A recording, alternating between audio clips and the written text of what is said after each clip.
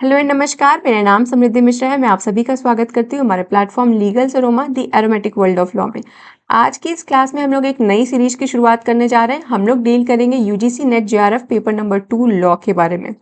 आपको पता होगा कि यूजीसी नेट का जो पेपर होता है वो साल में 2 बार होता है, एक तो जून में होता है और दूसरा दिसंबर में होता है।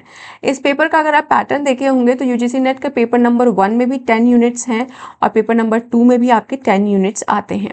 तो पेपर नंबर 2 का अगर आप सिलेबस देखे होंगे तो अच्छी बात है, नहीं देखे हैं तो आप मेरे टेलीग्राम ग्रुप पे जुड़िएगा, वहाँ पे आपको मैं सिलेबस प्रोवाइड करा दूंगी। तो पेपर नंबर 2 का जब आप सिलेबस देखेंगे तो आपको दिखेगा कि वहाँ पे टोटल 10 यूनिट्स हैं और हर यूनिट्स में आपके पास करीब करीब 10 टॉपिक्स हैं। और पेपर का अगर आप एनालिसिस करेंगे तो आप देखेंगे कि हर टॉपिक से क्वेश्चंस पूछे जाते हैं नेट के एग्ज़ाम में। नेट का एग्ज़ाम काफ़ी टफ होता है, इसका पैटर्न बिल्कुल अलग है। अगर हम सोचते हैं कि जुडिशरी और बाकी एग्ज़ाम से अगर हम इसको देखते हैं तो जुडिशरी और बाकी जितने भी लॉ के एग्ज़ाम हैं उनके एग्ज़ाम और नेट के एग्ज़ाम में बहुत अंतर होता है, क्योंकि यहाँ पे अगर आपने पेपर देखा होगा तो केसेस की क्रोनोलॉजी पूछ लेते हैं, ज्यूरिस्ट की बर्थ डेट्स की क्रोनोलॉजी अरेंज करने को देते हैं। तो काफ़ी तगड़ा एग्ज़ाम होता है इसका इन शॉर्ट। लेकिन डरने की कोई बात नहीं, क्योंकि मैं आप लोगों के साथ शुरू करने जा रही हूँ इस सीरीज़ को, जहाँ पे हम टोटल 10 यूनिट्स को डील करेंगे। आज की क्लास हम लोग यूनिट नंबर 5 से शुरू करेंगे, क्योंकि ये थोड़ी ईजी भी होती है और हमारा एक सिलेबस जल्दी कवर भी हो जाएगा जब हम छोटी छोटी चीज़ों को पहले कवर करते हैं। तो हम लोग का पूरा डिस्कशन होगा लॉ ऑफ टॉर्ट के रिगार्डिंग। अगर आपने सिलेबस नहीं देखा है तो वो भी मैं आपको दिखा देती हूँ। हमारे हर यूनिट में 10 टॉपिक्स हैं, जैसा मैंने आपको बताया। इस यूनिट का नाम है law of torts and consumer protection. इसमें 3 एक्ट्स आपको पढ़ने हैं। पहला कौन सा है? कंज्यूमर प्रोटेक्शन एक्ट 1986, दूसरा आपका मोटर व्हीकल एक्ट 1988 और तीसरा आपका आता है कॉम्पिटिशन एक्ट 2002। अगर आप ये सोचो कि सिर्फ एक्ट कर लेते हैं टॉर्ट छोड़ देते हैं, या सिर्फ टॉर्ट कर लेते हैं एक्ट छोड़ देते हैं, तो ये बहुत ही गलत अप्रोच होगा, क्योंकि ये एक ऐसा एग्जाम है जिसको इस तरीके से डिज़ाइन किया जाता है कि हर टॉपिक से क्वेश्चंस पूछते हैं वो लोग। अगर टॉर्ट दिया है, कंज्यूमर प्रोटेक्शन एक्ट दिया है, मोटर व्हीकल एक्ट दिया है, कॉम्पिटिशन एक्ट दिया है, तो मेक श्योर कि आप ये चारों पढ़ के जाएं, क्योंकि इन चारों से क्वेश्चंस आने वाले हैं। वो बिल्कुल भी स्टिक नहीं होंगे कि सिर्फ टॉर्ट से इस बार पूछ लेते हैं अगली बार एक्ट से पूछ लेंगे, ऐसा नहीं है। पेपर पैटर्न काफ़ी टफ होता है और उसके लिए इन लोगों ने इस तरीके से पेपर को फ्रेम किया है कि हर टॉपिक टच करना हमारी रिस्पॉन्सिबिलिटी बनती है। तो इस क्लास को शुरू करेंगे। आज की क्लास में हम लोग डील करेंगे nature and definition of tort and general principle of tortious liability. देखो, क्लास को ज़्यादा बड़ा और बोरिंग नहीं करना है, इसलिए थोड़ा थोड़ा डील करते हुए जाएंगे, ताकि आपके लिए भी ईजी हो जाए चीज़ों को कंज्यूम करने में, चीज़ों को ग्रास्प करने में, और रिवीजन भी अच्छे से होता रहे। मेक श्योर आपके पास आपकी एक कॉपी होनी चाहिए जहाँ पे आप नोट्स बना सकें, या आपके पास अगर कोई बुक है तो वो भी आप रख सकते हैं, ताकि वहाँ पे भी आप चीज़ों को जॉट डाउन कर सकें या उसको ईजी एग्जाम्पल के साथ समझने के लिए वहाँ पे कुछ पॉइंट्स नोट कर लें। इससे क्या होगा कि आप डेली डेली पढ़ेंगे और डेली डेली रिवाइज करेंगे, तो बाद में आपके लिए कोई भी चीज़ हैक्टिक नहीं होगी, सब कुछ बिल्कुल शॉर्टेड रहेगा। तो क्लास को शुरू करते हैं। हम लोग बात करेंगे आज टॉर्ट के बारे में। तो देखो, टॉर्ट एक फंडामेंटल प्रिंसिपल पे बेस्ड है। वो प्रिंसिपल क्या है? वो प्रिंसिपल है alterum non laedere. I don't know whether I am able to pronounce और नॉट। तो ऑल्ट्रम नॉन लीडरे है, इसमें यूएम, ठीक है। ऑल्ट्रम नॉन लीडरे, इसका क्या मतलब होता है? इसका मतलब होता है कि आपकी जिम्मेदारी बनती है, ये आपके ऊपर ऑब्लिगेशन है कि आप अपने शब्दों के माध्यम से और अपने डीड के माध्यम से किसी को कभी भी हर्ट ना करें। No, don't hurt anyone by your deeds और बाई योर वर्ड्स। तो हमारा लॉ ऑफ टॉर्ट इस पे बेस्ड है। क्योंकि ऐसा इसलिए भी कहा जाता है क्योंकि लॉ ऑफ टॉर्ट ना एक बिहेवियर को एस्टैब्लिश करने की कोशिश करता है। ये एक ऐसा लॉ है जिसके माध्यम से हम पीपल के सोसाइटी में जो लोग रहते हैं उनके बिहेवियर को कंट्रोल कर सकते हैं। तो ये किस प्रिंसिपल पे बेस्ड है? ऑल्ट्रम नॉन लीडरे, जिसका मीनिंग है कि आप अपने शब्दों के माध्यम से, अपने डीड के माध्यम से, अपने एक्ट के माध्यम से कभी भी किसी को हर्ट ना करें। तो क्यों ऐसा कहा जा रहा है? क्योंकि लॉ ऑफ टॉर्ट एक ऐसा ब्रांच है लॉ का जो लोगों के बिहेवियर को कंट्रोल करता है। इसका मेन काम क्या है कि ये इंडिविजुअल के राइट्स को डिफाइन करता है, उनकी ड्यूटीज़ क्या है वो डिफाइन करता है, और किस बेसिस पे कर रहा है? पब्लिक कन्वीनियंस और रीजनेबल कंडक्ट के हिसाब से। तो ये पूरा का पूरा सोसाइटी को गवर्न करता है। इसमें देखिए, दो चीज़ें समझने की हैं। वो ये है कि मान लीजिए मिस्टर मिस्टर ए हैं और मिस्टर बी हैं, ठीक है। मिस्टर ए ने कोई ऐसी हरकत की जिसकी वजह से मिस्टर बी को इंजरी कॉज हो गया, ठीक है। मिस्टर बी को इंजरी कॉज हुआ किसकी वजह से? मिस्टर ए के वजह से। तो ये मिस्टर ए है और ये मिस्टर बी है। तो मिस्टर ए ने कोई ऐसी हरकत किया, कुछ ऐसा एक्ट किया या कोई ऐसा ओमिशन किया जिसकी वजह से मिस्टर बी को इंजरी होती है। तो ऐसे में क्या करेगा law of tort? Law of tort कहता है कि मैं इंजर्ड पर्सन को कंपनसेशन दिलाऊंगा। कैसे दिलाऊंगा? जिसने इंजरी कॉज की है उसको कंपेल किया जाएगा, उसको बोलेंगे, मिस्टर ए को हम कंपेल करेंगे, बोलेंगे कि भाई तुम्हारे वजह से इंजरी कॉज हुई है मिस्टर बी को, तो हम तुम्हें कंपेल करते हैं कि आप जितना भी डैमेजेस कॉज हुआ है, उस इंजरी की वजह से जो भी डैमेजेस आए हैं मिस्टर बी को, आप उन सबको कंपनसेट करिए। तो law of tort basically people के बिहेवियर को कंट्रोल करता है। ये कहता है कि आपका कोई भी ऐसा एक्ट या ओमिशन नहीं होना चाहिए, आपके शब्द ऐसे नहीं होने चाहिए जिससे किसी को हर्ट हो, और साथ ही साथ ये आपकी राइट्स और ड्यूटीज़ को बता रहा है और आपको ये भी कंपेल कर रहा है कि अगर आपकी हरकत की वजह से किसी को कोई भी इंजरी कॉज होती है तो उसमें आपके ऊपर ऑब्लिगेशन है कि आप उस इंजरी, उस डैमेजेस के लिए उस व्यक्ति को कंपनसेशन पे करिए। आई होप मैं क्लियर हूँ। तो अगर आप इसको पढ़ते हुए चलते हैं मेरे साथ, तो लॉ ऑफ टॉर्ट एक ब्रांच ऑफ लॉ है जो कि कंट्रोल करता है लोगों के बिहेवियर को, सोसाइटी में उनका कैसा बिहेवियर होना चाहिए। इसका मेन एम है इंडिविजुअल के राइट्स और ड्यूटीज़ को डिफाइन करना on the basis of reasonable conduct and public convenience. ये क्या प्रोवाइड करता है? Pecuniary remedy. अभी मैंने बोला ना, कंपनसेशन प्रोवाइड करेगा। क्यों करेगा? क्योंकि अगर किसी के प्राइवेट राइट को आप वायलेट करते हैं तो उसके लिए रेमेडी क्या है? तो कंपनसेशन एक रेमेडी यहाँ पे है। हम बोलते हैं कि जितने भी व्यक्ति हैं उनका अगर प्राइवेट राइट इन्फ्रिंज हो रहा है, उनके प्राइवेट राइट का वायलेशन हो रहा है, तो ऐसे केसेस में जो व्यक्ति वायलेट कर रहा है उस राइट को, वो उसके ऊपर ऑब्लिगेशन है, वो ऑब्लाइज है कि वो रेमेडी पे करेगा। और रेमेडी कैसे नेचर का होगा? कंपनसेशन पेक्यूनरी नेचर का होता है। प्राइमरी सोर्स अगर हम लॉ ऑफ टॉर्ट का कहते हैं तो वो कॉमन लॉ है। ये हमें इंग्लिश कॉमन लॉ से ये डिराइव किया गया है। और टॉर्ट किसका प्रोडक्ट है? तो जुडिशियल डिसीजंस जितने भी दिए गए हैं उनका प्रोडक्ट है। जितने भी जजमेंट इंग्लिश लॉ के जजेस ने दिया, जितने भी जुडिशियल डिसीजंस प्रोनाउंस किए गए हैं, तो लॉ ऑफ टॉर्ट उसी का प्रोडक्ट है। जैसे कि सब यहाँ पे क्या होता है कि जो इंग्लिश जजेस हैं, इंग्लिश लॉ के जितने भी जजेस हैं, वो टाइम टू टाइम पे देखते हैं कि कौन सा इशू क्रिएट हो रहा है, उसके हिसाब से वो टॉर्ट को रिकॉग्नाइज करते हैं और जो भी जजमेंट वो डिलीवर करते हैं, जो भी चीज़ें उनके पास होती हैं, उनको हम अप्लाई करके केसेस को सॉल्व करते हैं। ऐसा क्यों है? क्योंकि लॉ ऑफ टॉर्ट ना कॉडिफाइड नहीं है। जैसे हम पढ़ते हैं लॉ ऑफ कॉन्ट्रैक्ट, वहाँ पे हमारे पास सेक्शन है, हम स्पेसिफिक रिलीफ एक्ट पढ़ते हैं, हम आईपीसी सीआरपीसी पढ़ते हैं, तो ये सब कोडिफाइड है। इनका पूरा का पूरा आपको बताया गया कि ये स्पेसिफिक ऑफेंसेस के लिए इतना इतना पनिशमेंट दिया गया है। तो ऐसा हमारे लॉ ऑफ टॉर्ट में नहीं है, ये कोडिफाइड नहीं है। तो इसलिए इसको यूज़ कैसे करेंगे हम? तो इंग्लिश लॉ के द्वारा जो भी प्रेसिडेंट इस्टेब्लिश किए गए हैं, जो भी जजमेंट्स दिए गए हैं, जो भी जुडिशियल डिसीजंस प्रोनाउंस किए गए हैं, उनके हिसाब से हम लॉ ऑफ टॉर्ट को डील करते हैं। पहले क्या पोजिशन था? पहले कहते थे कि वेयर देयर इज रेमेडी, जहाँ पे रेमेडी होगा वहाँ पे आपका राइट होगा। लेकिन इसको टाइम टू टाइम जितने भी रिफॉर्म्स हुए, जितने भी अडेप्टेशंस किए इंग्लिश लॉ के जजेस ने, उसके हिसाब से उसको चेंज करके कहा गया where there is right there is remedy. ये कई बार पूछा भी जाता है, यूबी जस ईबी रेमेडियम का क्या मतलब है? ये हमेशा पूछते हैं। यूबी जस ईबी रेमेडियम का मतलब है where there is right there is remedy. जहाँ पे आपके पास राइट है वहाँ पे आपके पास उसके लिए रेमेडी भी होगा। अगर वो आपका राइट वायलेट होता है तो आपको रेमेडी प्रोवाइड करेगा। डेवलप्ड कंट्रीज़ की अगर बात करते हैं तो वहाँ पे टॉर्ट एक बहुत ही पावरफुल ब्रांच ऑफ लॉ है। क्यों है? क्योंकि वहाँ पे जितने भी जजेस मेड लॉज हैं उनको अडाप्ट किया गया, उनके माध्यम से रिफॉर्मेशंस लाने की भी कोशिश किया गया। और वहाँ के लोग काफ़ी जागरूक भी हैं कि अगर कोई टॉर्ट होता है तो उसके रिगार्डिंग वो तुरंत एक्शन लेते हैं। तो डेवलप्ड कंट्री में लॉ ऑफ टॉर्ट एक बहुत ही पावरफुल ब्रांच है। लेकिन अगर हम इंडिया की बात करते हो तो यहाँ पे कॉन्सेप्ट थोड़ा नैरो है। नैरो कॉन्सेप्ट इसलिए है क्योंकि यहाँ पे लॉ ऑफ टॉर्ट का इतना एक्सेप्शन नहीं है और हमारे एक्सेप्टेंस नहीं है। और हमारे यहाँ क्या होता है, हमारे यहाँ अगर किसी ने कोई गलती कर दिया तो उसके लिए उसको पनिशमेंट मिल जाता है। तो पनिशमेंट कैसे मिलता है? सज़ा सुनाई जाती है। अगर कोई क्राइम होता है तो उसके लिए आपको पनिश करते हैं। लेकिन लॉ ऑफ टॉर्ट में क्या है, वो आपको कंपनसेशन देते हैं। कोई भी रॉन्ग अगर आपने कमिट किया है, अगर किसी का राइट वायलेट किया है तो उसके लिए आपको कंपनसेशन देंगे।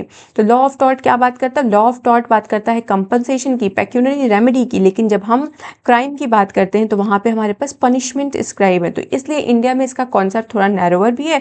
और दूसरा ये भी है कि इसको लैक ऑफ एक्सेप्टेंस है, लोग इसको इतने अच्छे से एक्सेप्ट नहीं करते जस्ट बिकॉज ऑफ पोवर्टी, या आप इलिटरेसी कह सकते हैं, या जुडिशियल सिस्टम बहुत एक्सपेंसिव है हमारा, इस वजह से भी हमारा जो लॉ ऑफ टॉर्ट है वो इंडिया में ज़्यादा डेवलप नहीं हो पाया। लेकिन फिर भी डेवलपमेंट काफ़ी सारे हुए हैं, क्योंकि लॉ ऑफ टॉर्ट इंडिया में अभी डेवलप कर रहा है, क्योंकि हमारे पास वर्कमैन कंपनसेशन एक्ट है, मोटर व्हीकल एक्ट है, Bhopal gas leak disaster act है, कैटल ट्रेसपास एक्ट है, फैटल एक्सीडेंट्स एक्ट है। तो वेरियस टॉर्ट्स पे लॉज बनाए जा रहे हैं, उनको कॉडिफाई किया जा रहा है। तो अभी ये डेवलपिंग स्टेट में चल रहा है। हम ये नहीं कहेंगे कि इंडिया में लॉ ऑफ टॉर्ट एकदम डेवलप हो चुका है, लेकिन हाँ, कुछ टॉर्ट्स के लिए स्पेसिफिक कानून बनाए गए हैं। कहते हैं कि जो लॉ ऑफ टॉर्ट है ना, ये कहाँ से है? हमने कहा ये इंग्लिश कॉमन लॉ से है, ठीक है।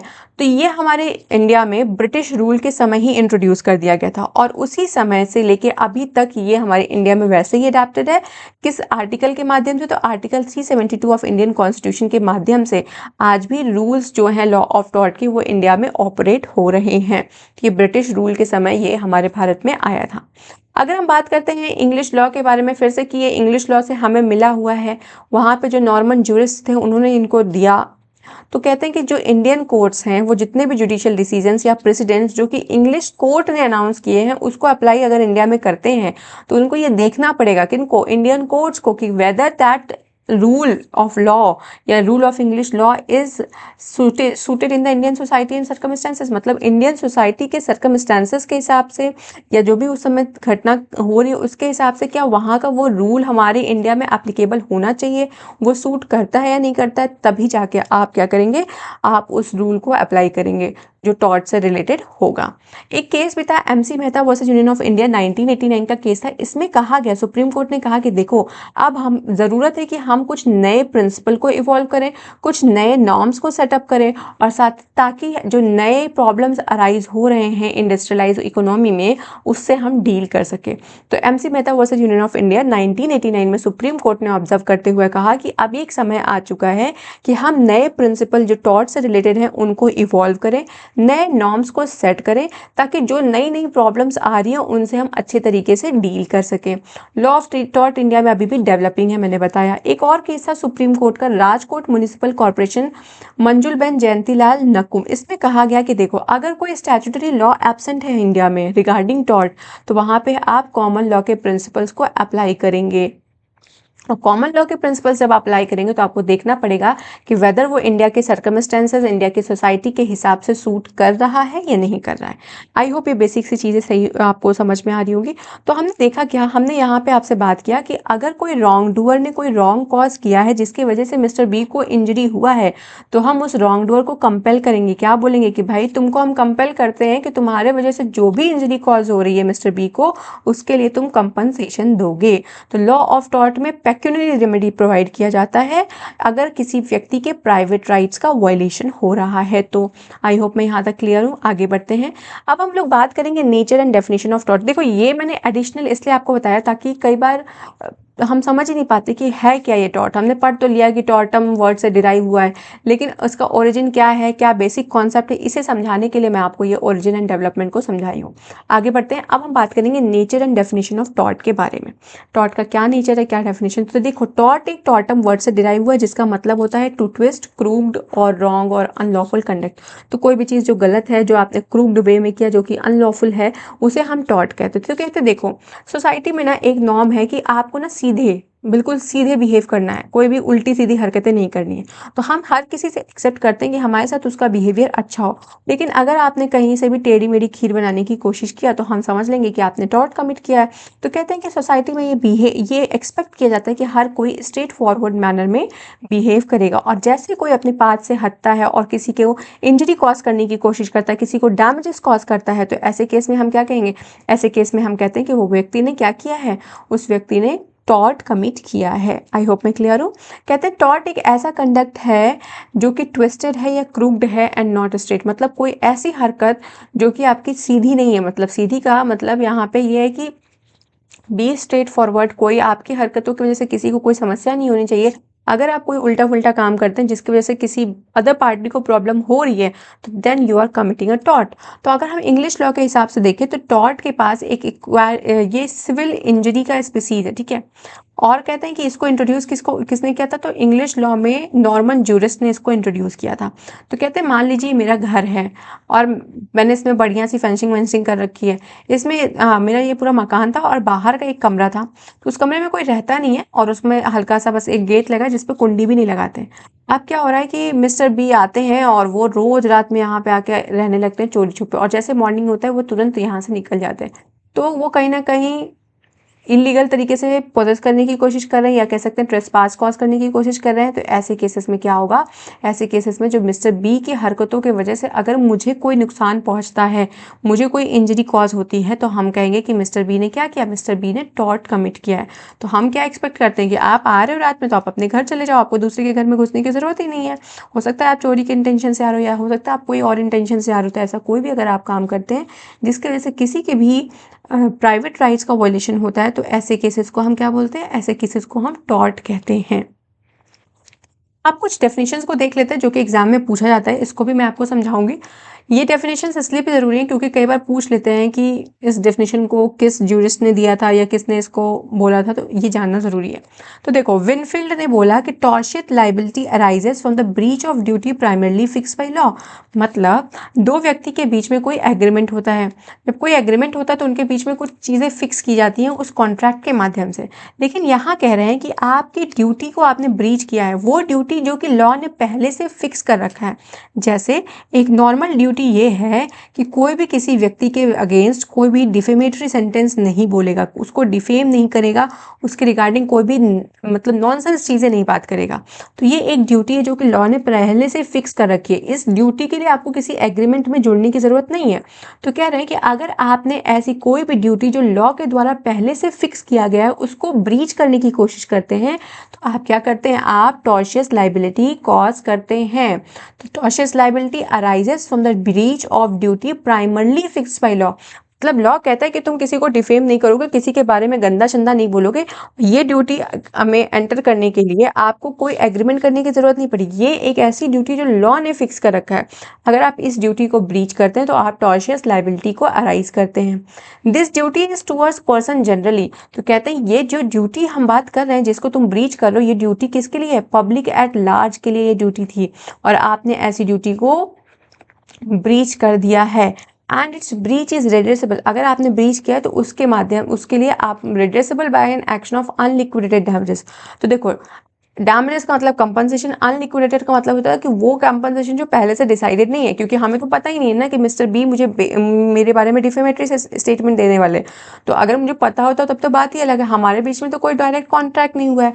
जो भी ड्यूटी फिक्स हो रही है वो लॉ फिक्स कर रहा है। तो मिस्टर ए ने मुझे या मिस्टर बी ने मेरे रिगार्डिंग कोई डिफेमेटरी स्टेटमेंट यूज़ किया है, तो मैं क्या करूंगी, मैं उसके लिए डैमेजेस क्लेम करूंगी। लेकिन क्या मुझे पता था कि मिस्टर बी ऐसा करने वाला है? मुझे नहीं पता था। तो वो जो डैमेजेस हैं वो अनलिक्विडेटेड होते हैं, वो कोर्ट डिसाइड करेगा, वो कोर्ट बताएगा, वो पहले से डिसाइड नहीं किए जाते हैं।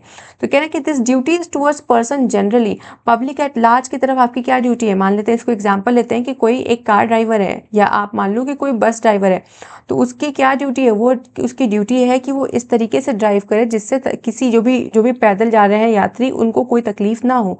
तो वो करता है duty eight public at large. अगर ऐसी ड्यूटी को, मतलब हमने क्या कहा कि आप नेग्लिजेंट ड्राइविंग नहीं करेंगे जिसकी वजह से एक्सीडेंट कॉज हो, तो आपकी क्या ड्यूटी बनती है कि आप बहुत अच्छे से ड्राइव करो। अगर आपकी इस ड्यूटी की वजह से आपने इस ड्यूटी को ब्रीच किया और आप रास्ते पे चल रहे हैं, लोगों को मारते हुए ठोकते हुए जा रहे हो, तो you are breaching that duty.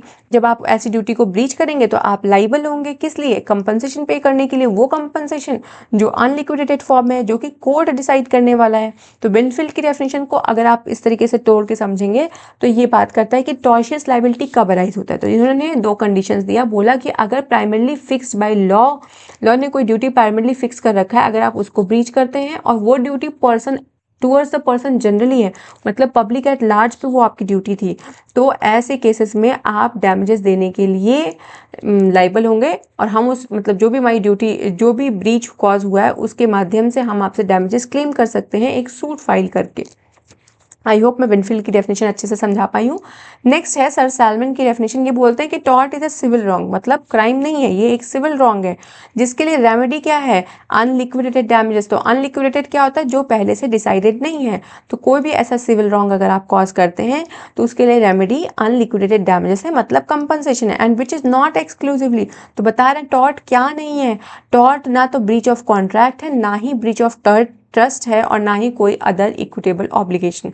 तो टॉर्ट क्या है, टॉर्ट सिविल रॉन्ग है। टॉर्ट क्या नहीं है, तो टॉर्ट ब्रीच ऑफ कॉन्ट्रैक्ट नहीं है, टॉर्ट ब्रीच ऑफ ट्रस्ट नहीं है, और टॉर्ट कोई भी अदर मियर लिक्विडेबल ऑब्लिगेशन नहीं है। आई होप मैं चीज़ों को समझा पा रही हूँ। आगे बढ़ते हैं।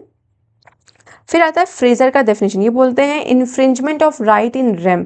तो राइट इन रेम क्या होता है, तो राइट इन रेम में कहते हैं कोई ऐसा राइट जो कि right against whole world, right against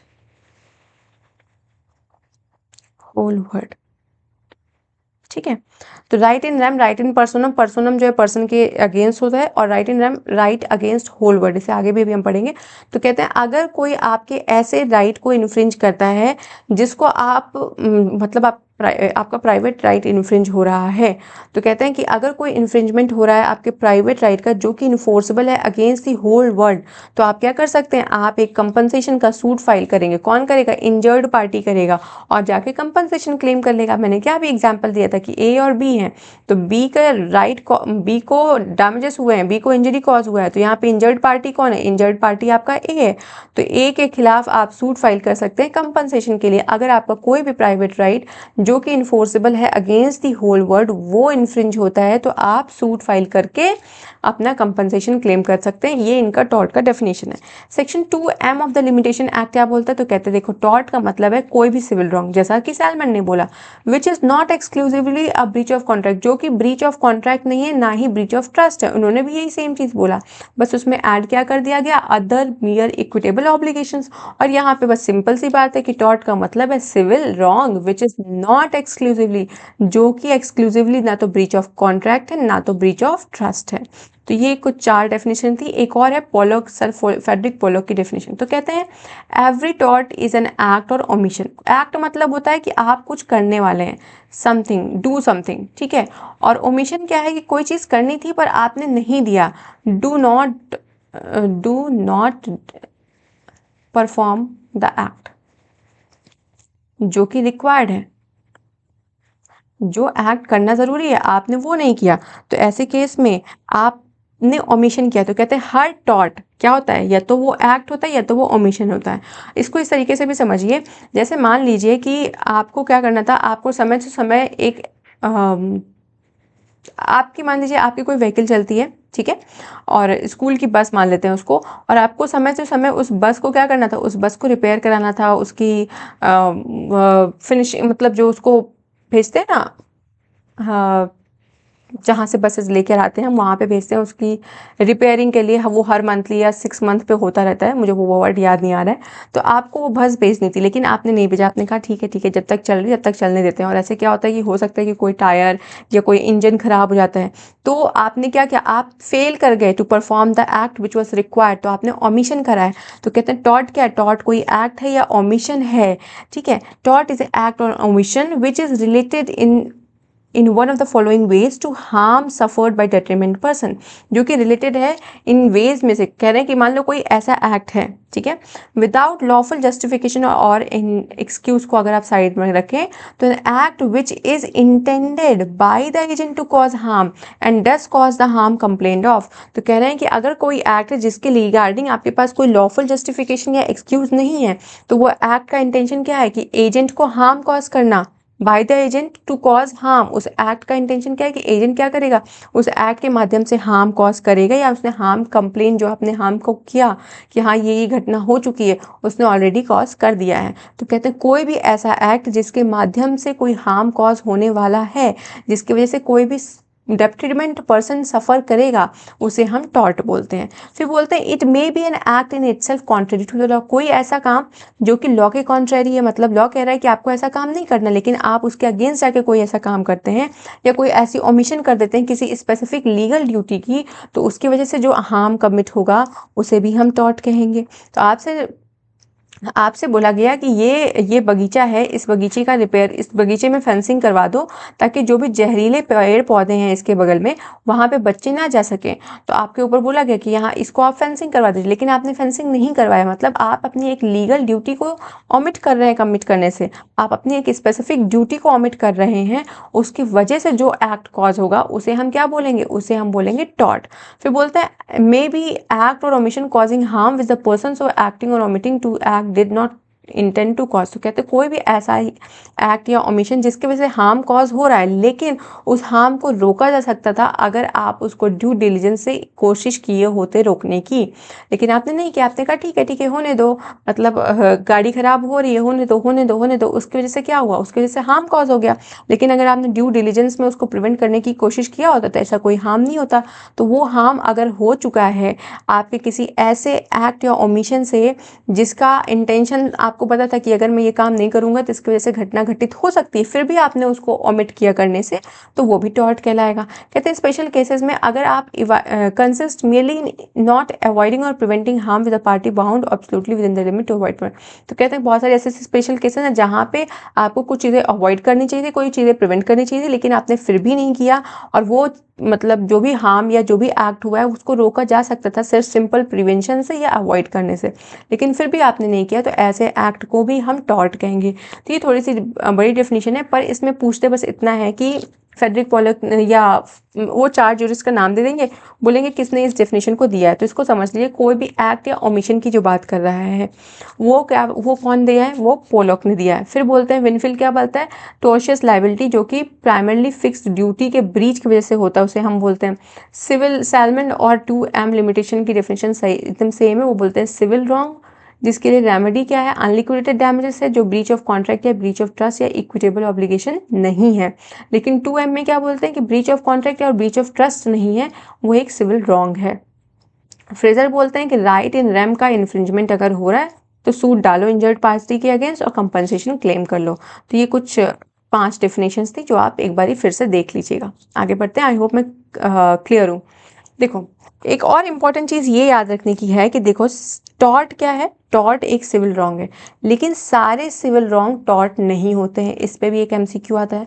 तो tort is a civil wrong but all civil wrong are not tort. फिर बोलते हैं टॉर्ट क्या है, तो टॉर्ट ब्रीच ऑफ कॉन्ट्रैक्ट नहीं है, टॉर्ट एक सिविल रॉन्ग है, लेकिन ये कहते हैं कि टॉर्ट समथिंग ऐसा कुछ है जो कि ब्रीच ऑफ कॉन्ट्रैक्ट नहीं है, ब्रीच ऑफ कॉन्ट्रैक्ट नहीं है और ना ही ब्रीच ऑफ ट्रस्ट है। तो वही सालमेंड और 2M लिमिटेशन एक्ट का डेफिनेशन है। तो कह रहे हैं कि टॉर्ट कुछ और है, लेकिन टॉर्ट ब्रीच ऑफ कॉन्ट्रैक्ट और ट्रस्ट नहीं है। फिर तीसरा बोलते हैं कि रेमेडी कैसा होता है, तो रेमेडी हमेशा अनलिक्विडेटेड फॉर्म में होता है। तो क्वेश्चन कई बार पूछते हैं इन दोनों टॉपिक से, इन दोनों को बोल देंगे, ये दोनों टॉपिक्स दे देंगे और पूछेंगे कि ये ट्रू है या फॉल्स है। तो पहला क्या कि टॉर्ट सिविल रॉन्ग है, पर सारे सिविल रॉन्ग टॉर्ट नहीं होते हैं। Tort is other than breach of contract and breach of trust. और रेमेडी क्या होती है, रेमेडी हमेशा अनलिक्विडेटेड डैमेजेस होगी। तो इसको भी पढ़ते हैं। तो कह रहे हैं कि टॉर्ट एक सिविल रॉन्ग है, और ऐसा सिविल रॉन्ग कैसे अराइज होता है, जब किसी व्यक्ति के माध्यम से किसी ड्यूटी का ब्रीच हो रहा है ओड टूवर्ड्स अनदर। तो वहाँ पे आप क्या कर रहे हैं, आपने टॉर्ट कमिट कर दिया। तो कोई व्यक्ति है, उसके माध्यम से क्या हो रहा है, कोई ड्यूटी ब्रीच कर रहा है। मतलब मैंने बोला कि मिस्टर ए मैं आपको ड्राइविंग लाइसेंस प्रोवाइड कर रहा हूँ, लेकिन आपके ऊपर जिम्मेदारी है कि आप नेग्लिजेंट ड्राइविंग नहीं करेंगे, ठीक है। तो आप किसके प्रति ड्यूटी वो करते हैं, जितने भी पेडेस्ट्रियन है, जो पैदल चलने वाले यात्री हैं, जो बाइक से जाने वाले यात्री हैं, आपका उनके प्रति ड्यूटी है। क्या ड्यूटी वो कर रहे हो आप, कि आप नेग्लिजेंट ड्राइविंग नहीं करेंगे जिसकी वजह से एक्सीडेंट हो।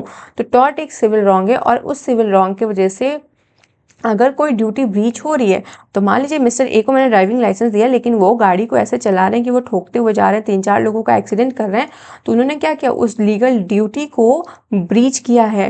तो टॉर्ट एक ऐसा सिविल रॉन्ग है जो तब अराइज होता है जब कोई भी व्यक्ति लीगल ड्यूटी को ब्रीच करता है टूवर्ड, जो कि वो ओ कर रहा है टूवर्ड अनदर पर्सन। तो जितने भी पैदल यात्री हैं उनके प्रति उनकी ड्यूटी क्या है कि ड्राइविंग नेग्लिजेंट नहीं करेंगे, लेकिन फिर भी अगर वो ऐसा करते हैं तो वो वहाँ पे टॉर्ट कमिट कर रहे हैं, जो कि एक सिविल रॉन्ग है। और क्लेम्स कैसे करेंगे, तो जो इंजर्ड पार्टी हैं, जिनको भी उन्होंने रास्ते में ठोका, वो लोग क्या करेंगे, वो एक सूट फाइल करेंगे सिविल कोर्ट में, और उस सूट के माध्यम से कंपनसेशन क्लेम करेंगे। तो मेन पर्पस टॉर्ट का यही है कि कंपनसेशन दिलवाना, अगर किसी रॉन्ग डूअर ने आपके साथ कोई ऐसा काम किया जिसकी वजह से आपको डैमेजेस हुए हैं, तो इसके रिगार्डिंग हम आपको उनसे कंपनसेशन दिलवाएंगे। तो ये क्रिमिनल लॉ से बिल्कुल अलग है। क्यों? क्रिमिनल लॉ में क्या होता है, वहाँ पे मेन पर्पस है पनिशमेंट दिलाना। अगर किसी व्यक्ति ने कोई गलती किया तो उसके रिगार्डिंग उसको पनिशमेंट मिलती है। लेकिन वहीं जब बात आती है आपके टॉर्ट में, तो वहाँ पे क्या होता है, वहाँ पे आपको कंपनसेशन दिलाने के लिए कंपेल किया जाता है।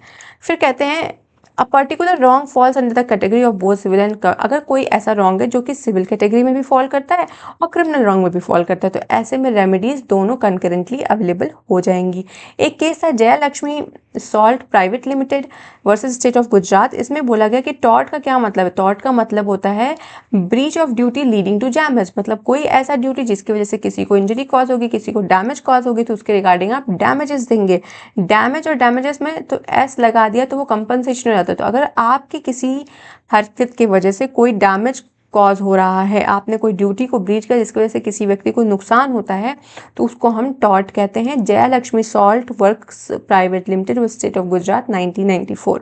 एक और केस था White versus John Warwick company limited all ER 1021। इसमें बोले कि देखो, because there is contractual relationship between the parties, अगर दो पार्टीज हैं, ठीक है, उन वो किसी कॉन्ट्रैक्ट के माध्यम से बाउंड है किसी कॉन्ट्रैक्ट के माध्यम से, तो एक party still can be liable for tort. तो इसमें क्या कहते हैं कि merely because there is a contractual relationship between the parties, अगर किसी पार्टी के अंदर मतलब बीच में कॉन्ट्रैक्चुअल रिलेशनशिप है, तो right founded on law of tort is not excluded. अगर लॉ ऑफ टॉर्ट कमिट हुआ तो उसको हम एक्सक्लूड नहीं करेंगे। इसको इस तरीके से समझिए कि मान लीजिए आप किसी पार्लर में जाते हैं, आप अपने होल बॉडी के ट्रीटमेंट के लिए, या मान लो आप स्पा में जाते हैं और वहाँ पे वो आपके साथ एक कॉन्ट्रैक्ट एंटर करते हैं कि अगर इस पूरे दौरान में जब भी हम आपको थेरेपी दे रहे होंगे, तो उस पूरे दौरान में अगर आपको कोई भी हार्म कॉज होता है तो उसके लिए हम लाइबल नहीं होंगे। और उन्होंने मान लीजिए आप गए हुए थे और वो आपकी शेविंग कर रहे हैं या वैक्सिंग कर रहे हो, उन्होंने हॉट वैक्स आपके ऊपर गिरा दिया या शेव करते हुए ब्लेड से लगा दिया, तो उन्होंने क्या किया, एक नेग्लिजेंट एक्ट किया। तो उस नेग्लिजेंट एक्ट के लिए उन्होंने बोल दिया कि देखो, हम एक कॉन्ट्रैक्ट में एंटर कर रहे हैं, तुम हमारे यहाँ आओगे, हम तुम्हें थेरेपीज प्रोवाइड करेंगे, लेकिन उस थेरेपीज के दौरान अगर आपको कोई भी दिक्कत कॉज होती है तो उसके लिए हम लाइबल नहीं होंगे। लेकिन उस बीच में उन्होंने कुछ ऐसी हरकत की, कोई नेग्लिजेंट एक्ट किया जिसकी वजह से आपको चोट आती है, चाहे वो आपके ऊपर गर्म वैक्स गिरा देना, या आपके ऊपर गर्म पानी गिरा देना, या आपकी शेविंग करते हुए, या आपके पेडिक्योर मैनिक्योर करते हुए आपके नाखून में या कहीं पे चोट मार देना ब्लेड से, या कुछ भी कर देना इस तरीके का एक्ट, तो वो क्या होगा, वो टॉर्ट हो गया। तो टॉर्ट को हम एक्सक्लूड नहीं करेंगे सिर्फ इस वजह से कि आप पहले से किसी कॉन्ट्रैक्ट में साइन कर चुके हैं। तो इसमें ये केस जो था ना, वाइट वर्सेस जॉन वेरिक, इसमें क्या होता है कि एक साइकिल होती है, ठीक है, इन्होंने एक साइकिल लिया, मिस्टर ए ने एक साइकिल लिया मिस्टर बी से, एक कंपनी थी उनसे साइकिल लिया, और जब वो साइकिल लेते हैं ना, तो उन लोगों के बीच में एक एग्रीमेंट होता है कि आप इस साइकिल को जब भी ड्राइव कर रहे हैं तो उसके बीच में अगर आपको कोई भी दिक्कत होती है, कोई भी प्रॉब्लम कॉज होती है, तो उसके लिए बी जो है, मान लेते हैं बी एक कंपनी था, वो कहता है कि मैं लाइबल नहीं हूँगा। ये लोग एक कॉन्ट्रैक्ट में एंटर कर गए। अब ए ने साइकिल ले लिया, तो उसकी जो सीट थी ना, वो शायद ख़राब थी, जो उसकी सीट थी वो ख़राब थी, और जब वो चलाने गए तो उन्हें चोट लग जाती है। किसको? मिस्टर ए को लग जाती है। लेकिन क्या सवाल ये उठता है कि क्या अब मिस्टर ए बी के अगेंस्ट कोर्ट में जा सकते हैं? तो कहा गया हाँ, बिल्कुल जा सकते हैं, सिर्फ इस वजह कि तुम दोनों पार्टीज में कोई कॉन्ट्रैक्चुअल रिलेशनशिप इस्टेब्लिश हो गया है, लेकिन उसके वजह से अगर कोई टॉर्ट कमिट होता है तो हम उसको एक्सक्लूड नहीं करेंगे, आपको उसके रिगार्डिंग जो भी कंपनसेशन है वो मिलेंगे। तो कहते हैं same set of facts can be given one person right under contract and another person right under the tort. तो कहते हैं सिंगल एक्ट की वजह से कुछ व्यक्ति को टॉर्ट मतलब कॉन्ट्रैक्ट भी राइज हो सकता है और टॉर्ट भी राइज हो सकता है। तो इस केस के माध्यम से White versus John Warwick and company limited के माध्यम से बोला गया कि सिर्फ इस वजह से कि आप एक कॉन्ट्रैक्चुअल रिलेशनशिप में हैं और उस रिलेशनशिप के दौरान कोई टॉर्ट कमिट हो जाता है, तो हम उस टॉर्ट को एक्सक्लूड नहीं करेंगे। कह रहे हैं कि एक सिंगल एक्ट की वजह से आपका टॉर्ट भी राइज हो सकता है और आपका कॉन्ट्रैक्ट भी अराइज हो सकता है। आई होप मैं क्लियर हूँ। आगे बढ़ते हैं। Remedy in tort is in form of unliquidated damages. अभी मैंने बताया, शुरू से बता रहे हैं, अनलिक्विडेटेड डैमेजेस का मतलब होता है डैमेजेस जो कि कोर्ट फिक्स करता है, जो पहले से पार्टीज के बीच में फिक्स नहीं होती है, not pre fix by the party. This is to be determined by the court. Court इसको डिटरमाइन करेगा सर्कमस्टांसेस और फैक्ट्स को देखते हुए केस में कि कितना। अब जैसे मिस्टर ए को यहाँ चोट लग गई, तो क्या इनको 100 रुपये डैमेज देकर के खत्म करेंगे? बिल्कुल नहीं।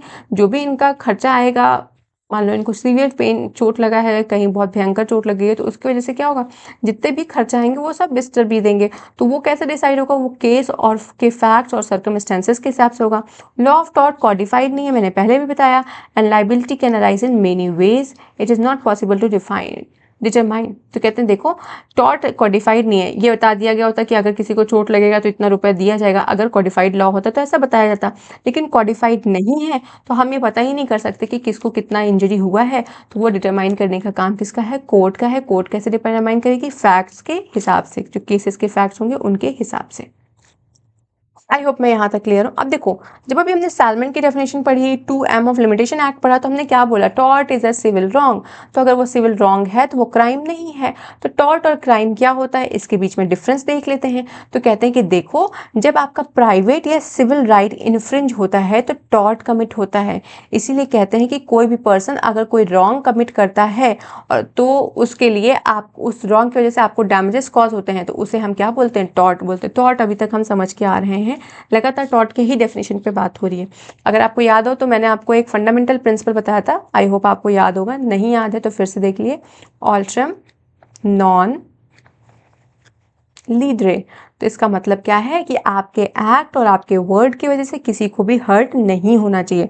तो टॉर्ट क्या है, टॉर्ट कब कमिट होगा, जब आप कोई प्राइवेट या सिविल रॉन्ग करते हैं, किसी प्राइवेट या सिविल राइट को इन्फ्रिंज करेंगे, तब टॉर्ट कमिट होगा। और उस राइट के इन्फ्रिंज होने की वजह से आपको कुछ रॉन्ग, आपके साथ कुछ डैमेजेस आपके कवर होते हैं, मतलब डैमेजेस हो रहे हैं, डैमेज कॉज हो रहा है आपको, तो उसे हम टॉर्ट कहते हैं। क्राइम क्या है, क्राइम एक पब्लिक रॉन्ग है। क्राइम किसी पर्सन या प्राइवेट व्यक्ति के अगेंस्ट नहीं होता, क्राइम स्टेट के अगेंस्ट होता है। ठीक है, स्टेट एट लार्ज वहाँ पे होता है। ठीक है, टॉर्ट में क्या कह रहे हैं कि injured party himself brings an action against the wrong doer. तो यहाँ पे इंजर्ड पार्टी ही हमेशा रॉन्ग डूअर के अगेंस्ट एक्शन ले आएगी। लेकिन क्राइम में क्या है, स्टेट को भी पार्टी बना देते हैं। State even though victim in this case is also an individual, state भी है और विक्टिम भी है। तो कहते हैं कि wrong doer is prosecuted by the state even though victim in this case is individual. अगर विक्टिम इंडिविजुअल है तो जब भी कोई क्राइम होता है तो वो पब्लिक एट लार्ज पे होता है। जब पब्लिक एट लार्ज पे होता है तो वहाँ पे स्टेट को पार्टी बनाते हैं। तो कह रहे हैं कि इवन दो विक्टिम है as an individual in that case, but फिर भी प्रोसिक्यूट कौन करता है, रॉन्ग डूअर यहाँ पे स्टेट बन जाता है। Wrong doer is prosecuted by the state, state उसको प्रोसिक्यूट कर रही है। लेकिन इसमें क्या है कि आप रॉन्ग डूअर के अगेंस्ट खुद ही अपना एक्शन लेंगे। ठीक है, फिर in tort the injured parties awarded compensation और डैमेजेस, यहाँ पर डैमेजेस और कंपनसेशन होते हैं। और हमारे क्राइम में क्या होता है, क्रिमिनल लॉ में क्या होता है, पनिशमेंट होता है।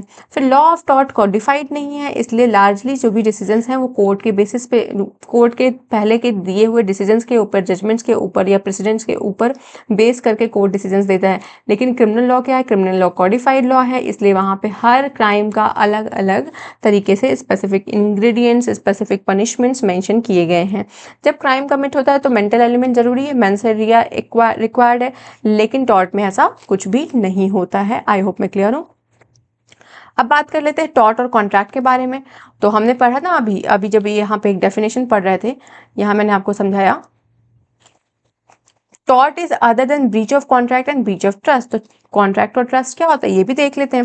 तो देखो, कोई भी सिविल रॉन्ग जिसकी वजह से हार्म कॉज हो रहा है किसी अदर व्यक्ति को, इंडिपेंडेंट ऑफ एन एग्रीमेंट, कोई एग्रीमेंट नहीं हुआ उनके बीच में, बस आपने कोई ऐसा हरकत किया जिसकी वजह से किसी सेकेंड पार्टी को रॉन्ग कमिट हुआ, जिसकी वजह से उसको कुछ डैमेज हो गए, तो वो क्या हो गया, वो टॉर्ट हो गया। लेकिन जब हम एक कॉन्ट्रैक्ट की बात करते हैं तो यहाँ पे क्या है, यहाँ दो पार्टीज एक दूसरे से बाइंड है। ठीक है, उनके बीच में कुछ म्यूचुअल ऑब्लिगेशंस हैं, तो legally binding agreement between the parties को हम कॉन्ट्रैक्ट कहते हैं। लेकिन टॉर्ट वहां पे सिविल रॉन्ग होता है, जो दो पार्टीज के बीच में, जिनके बीच में कोई भी एग्रीमेंट नहीं है, वहां पे कोई हार्म अगर कॉज हो रहा है, किसी व्यक्ति को कोई डैमेज होता है, तो उसे हम सिविल रॉन्ग कहते हैं। देखो, तो कहते हैं बेसिस क्या है, तो imposed by law to protect societal right. तो हमने पहले ही पढ़ा अभी फंडामेंटल प्रिंसिपल कि आप किसी भी व्यक्ति को अपने शब्दों से, अपने डीड से, अपने एक्ट से हर्ट ना करिए। क्यों, और सबसे पहली डेफिनेशन क्या पढ़ी, सबसे पहली लाइन हमने टॉर्ट में क्या पढ़ी थी, हमने पढ़ा था कि टॉर्ट एक तरीके का ऐसा ब्रांच है लॉ का जो कि पीपल्स के बिहेवियर को कंट्रोल करता है। सोसाइटी में क्या लोगों का बिहेवियर होना चाहिए, इसको कंट्रोल करने के लिए टॉर्ट है। तो यहाँ पे क्या बोल रहे हैं, यहाँ पे भी यही बोल रहे हैं कि impose by law to protect the societal rights.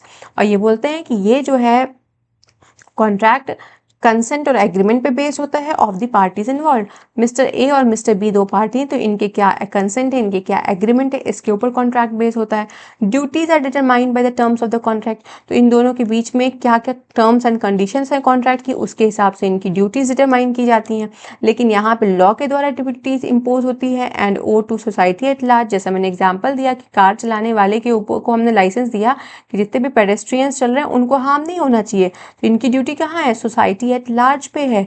ऐसा हमने कहाँ से पढ़ा, ऐसा हमने विनफील्ड की डेफिनेशन से भी पढ़ा। Tortious liability arises when there is breach of duty primarily fixed by law, this duty is towards person generally, तो मतलब पब्लिक एट लार्ज के प्रति आपकी ड्यूटी है। तो यहाँ पे भी तो यही कह रहे हैं कि जो भी ड्यूटीज है वो लॉ इम्पोज तो करता है, लेकिन you owe that duty towards the society at large. यहाँ पे क्या होता है कॉन्ट्रैक्ट में वो स्पेसिफिक पार्टीज के प्रति अपनी कर्तव्यों को ओ कर रहे हैं, ड्यूटीज उनकी स्पेसिफिक पार्टीज के रिगार्डिंग है। फिर बोलते हैं कि कोई कंसेंट इन्वॉल्व नहीं है, it arises from the wrongful act from omission. तो कहते हैं देखो भाई टॉर्ट में कोई कंसेंट विंसेंट की जरूरत नहीं है, अगर आपने कोई रॉन्गफुल एक्ट कर दिया या कोई ओमिशन कर दिया तो उसकी वजह से आपका टॉर्ट राइज हो जाता है। लेकिन कॉन्ट्रैक्ट में म्यूचुअल कंसेंट होता है, पार्टीज का जो एग्रीमेंट पार्टीज कर रही हैं उनका म्यूचुअल कंसेंट होता है। कंपनसेशन देंगे अगर आपने टर्म्स एंड कंडीशंस को फुलफिल नहीं किया, आपने कॉन्ट्रैक्ट को ब्रीच कर दिया तो उसके रिगार्डिंग आप कंपनसेशन देंगे। तो वो कंपनसेशन कैसा है, फॉरवर्ड लुकिंग है, लेकिन यहाँ पे आपके टॉर्ट में बैकवर्ड लुकिंग है, मतलब आपने कोई हरकत पहले कर दी है उसके रिगार्डिंग आप क्या करेंगे, इंजर्ड पार्टी को कंपनसेशन देंगे। लेकिन कॉन्ट्रैक्ट में क्या होता है कि अगर आपने टर्म्स एंड कंडीशंस को फुलफिल नहीं किया, ब्रीच कर दिया, तो फॉरवर्ड लुकिंग है, मतलब आगे जाके अगर आप कोई हरकत कर रहे हैं तो उसके लिए रिगार्डिंग आप कंपनसेशन देंगे। तो इसके एग्जांपल्स देख लो तो negligence, defamation, trespass, sales of good, employment, contract, service agreement, ये सब कॉन्ट्रैक्ट के और टॉर्ट के एग्जांपल्स हैं। ट्रस्ट के बारे में तो कहते हैं देखो ट्रस्ट में एक फिड्यूशियरी रिलेशनशिप होता है जहां पे one party holds the property for the beneficiary of another. इसको इस तरीके से समझिए कि मान लीजिए मेरा ये लैंड था, ठीक है, मेरा नाम समृद्धि है, मेरा ये लैंड था, तो मैंने सोचा इस लैंड पे ना स्कूल कंस्ट्रक्ट करवा देते हैं। स्कूल से बेनिफिट किसको होगा, जो स्टूडेंट्स होंगे उनको बेनिफिट होगा। तो मैंने क्या किया, इस लैंड पे एक बिल्डिंग कंस्ट्रक्ट करवाई और उस बिल्डिंग में हमको नाम मतलब उसमें मैं स्कूल चला रही हूँ, ठीक है। तो अब ये प्रॉपर्टी क्या हो गई, अब फिर मैंने कहा इस प्रॉपर्टी को ना ट्रस्ट में दे देते हैं। तो मैंने क्या किया, इस प्रॉपर्टी को ट्रस्ट में दे दिया। इस प्रॉपर्टी का देखभाल करने के लिए एक व्यक्ति को अपॉइंट किया जिसको हमने ट्रस्टी कहा। अब ट्रस्टी इस प्रॉपर्टी को होल्ड करेगा, इसमें आ रही इनकम कैसे जनरेट होगी, उसको कैसे यूज करना है, इस प्रॉपर्टी से क्या क्या बेनिफिट्स हो सकते हैं, बेनिफिशियरीज को क्या क्या बेनिफिट होंगे, ये सारा काम मैंने ट्रस्टी को दे दिया। तो मेरे और ट्रस्टी के बीच में क्या हो गया, एक रिलेशनशिप हो गया, fiduciary relationship, where one party holds the property. Trustee property को होल्ड कर रहा है किसके लिए, for the benefit of another. तो किसके बेनिफिट के लिए, स्टूडेंट के लिए। तो एक फिड्यूशरी रिलेशन आ रहा है किसके बीच में, ट्रस्टी और बेनिफिशियरी के बीच में भी आता है और मेरे और ट्रस्टी के बीच में भी आता है। तो सिविल रॉन्ग में हमारा कोई भी फिड्यूशरी रिलेशनशिप नहीं, वो आप किसी के भी अगेंस्ट कर सकते हैं। लेकिन ट्रस्ट में क्या होता है, एक फिड्यूशरी रिलेशनशिप है किसके बीच में, ट्रस्टी और बेनिफिशियरी के बीच में।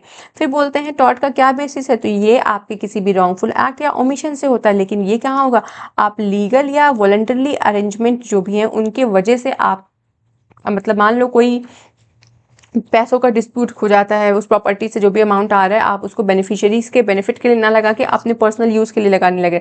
तो कोई भी लीगल या वॉलंटरली अरेंजमेंट को अगर आप ब्रीच करते हैं प्रॉपर्टी के को मैनेज करने में, तो वहाँ पे आप मतलब उस पर बेस हो सकता है ट्रस्ट। तो ट्रस्ट किस पे है, मैंने आपको बोला कि तुम ट्रस्टी हो, तुम इसको जो भी इसमें से मॉनिटरी बेनिफिट्स आएंगे उसको प्रॉपर्टी को मैनेज करने के लिए लगाओगे। तो मेरा ट्रस्ट का बेसिस क्या है, ट्रस्ट का बेसिस यहाँ पे वॉलंटरली अरेंजमेंट है किस रिगार्डिंग में, टू मैनेज द प्रॉपर्टी और एसेट। तो अगर आप ये नहीं करेंगे तो वहाँ पे वो ब्रीच जब होगा ट्रस्ट का तो वहाँ पे कंपनसेशन वगैरह देंगे। तो पहली बात कि ये किसके ऊपर बेस्ड है, लीगल और voluntarily arrangement to manage the property और ट्रस्ट। तो ये एग्जांपल तो समझ में आ गया ना, ये ट्रस्ट है, इसको बनाने के लिए मेरा लैंड था, मैंने इस पर ट्रस्ट बना दिया, इसकी प्रॉपर्टी को मैनेज करने के लिए ट्रस्टी है, ट्रस्टी और स्टूडेंट के बीच में एक फिड्यूशरी रिलेशनशिप स्टैब्लिश हो गया।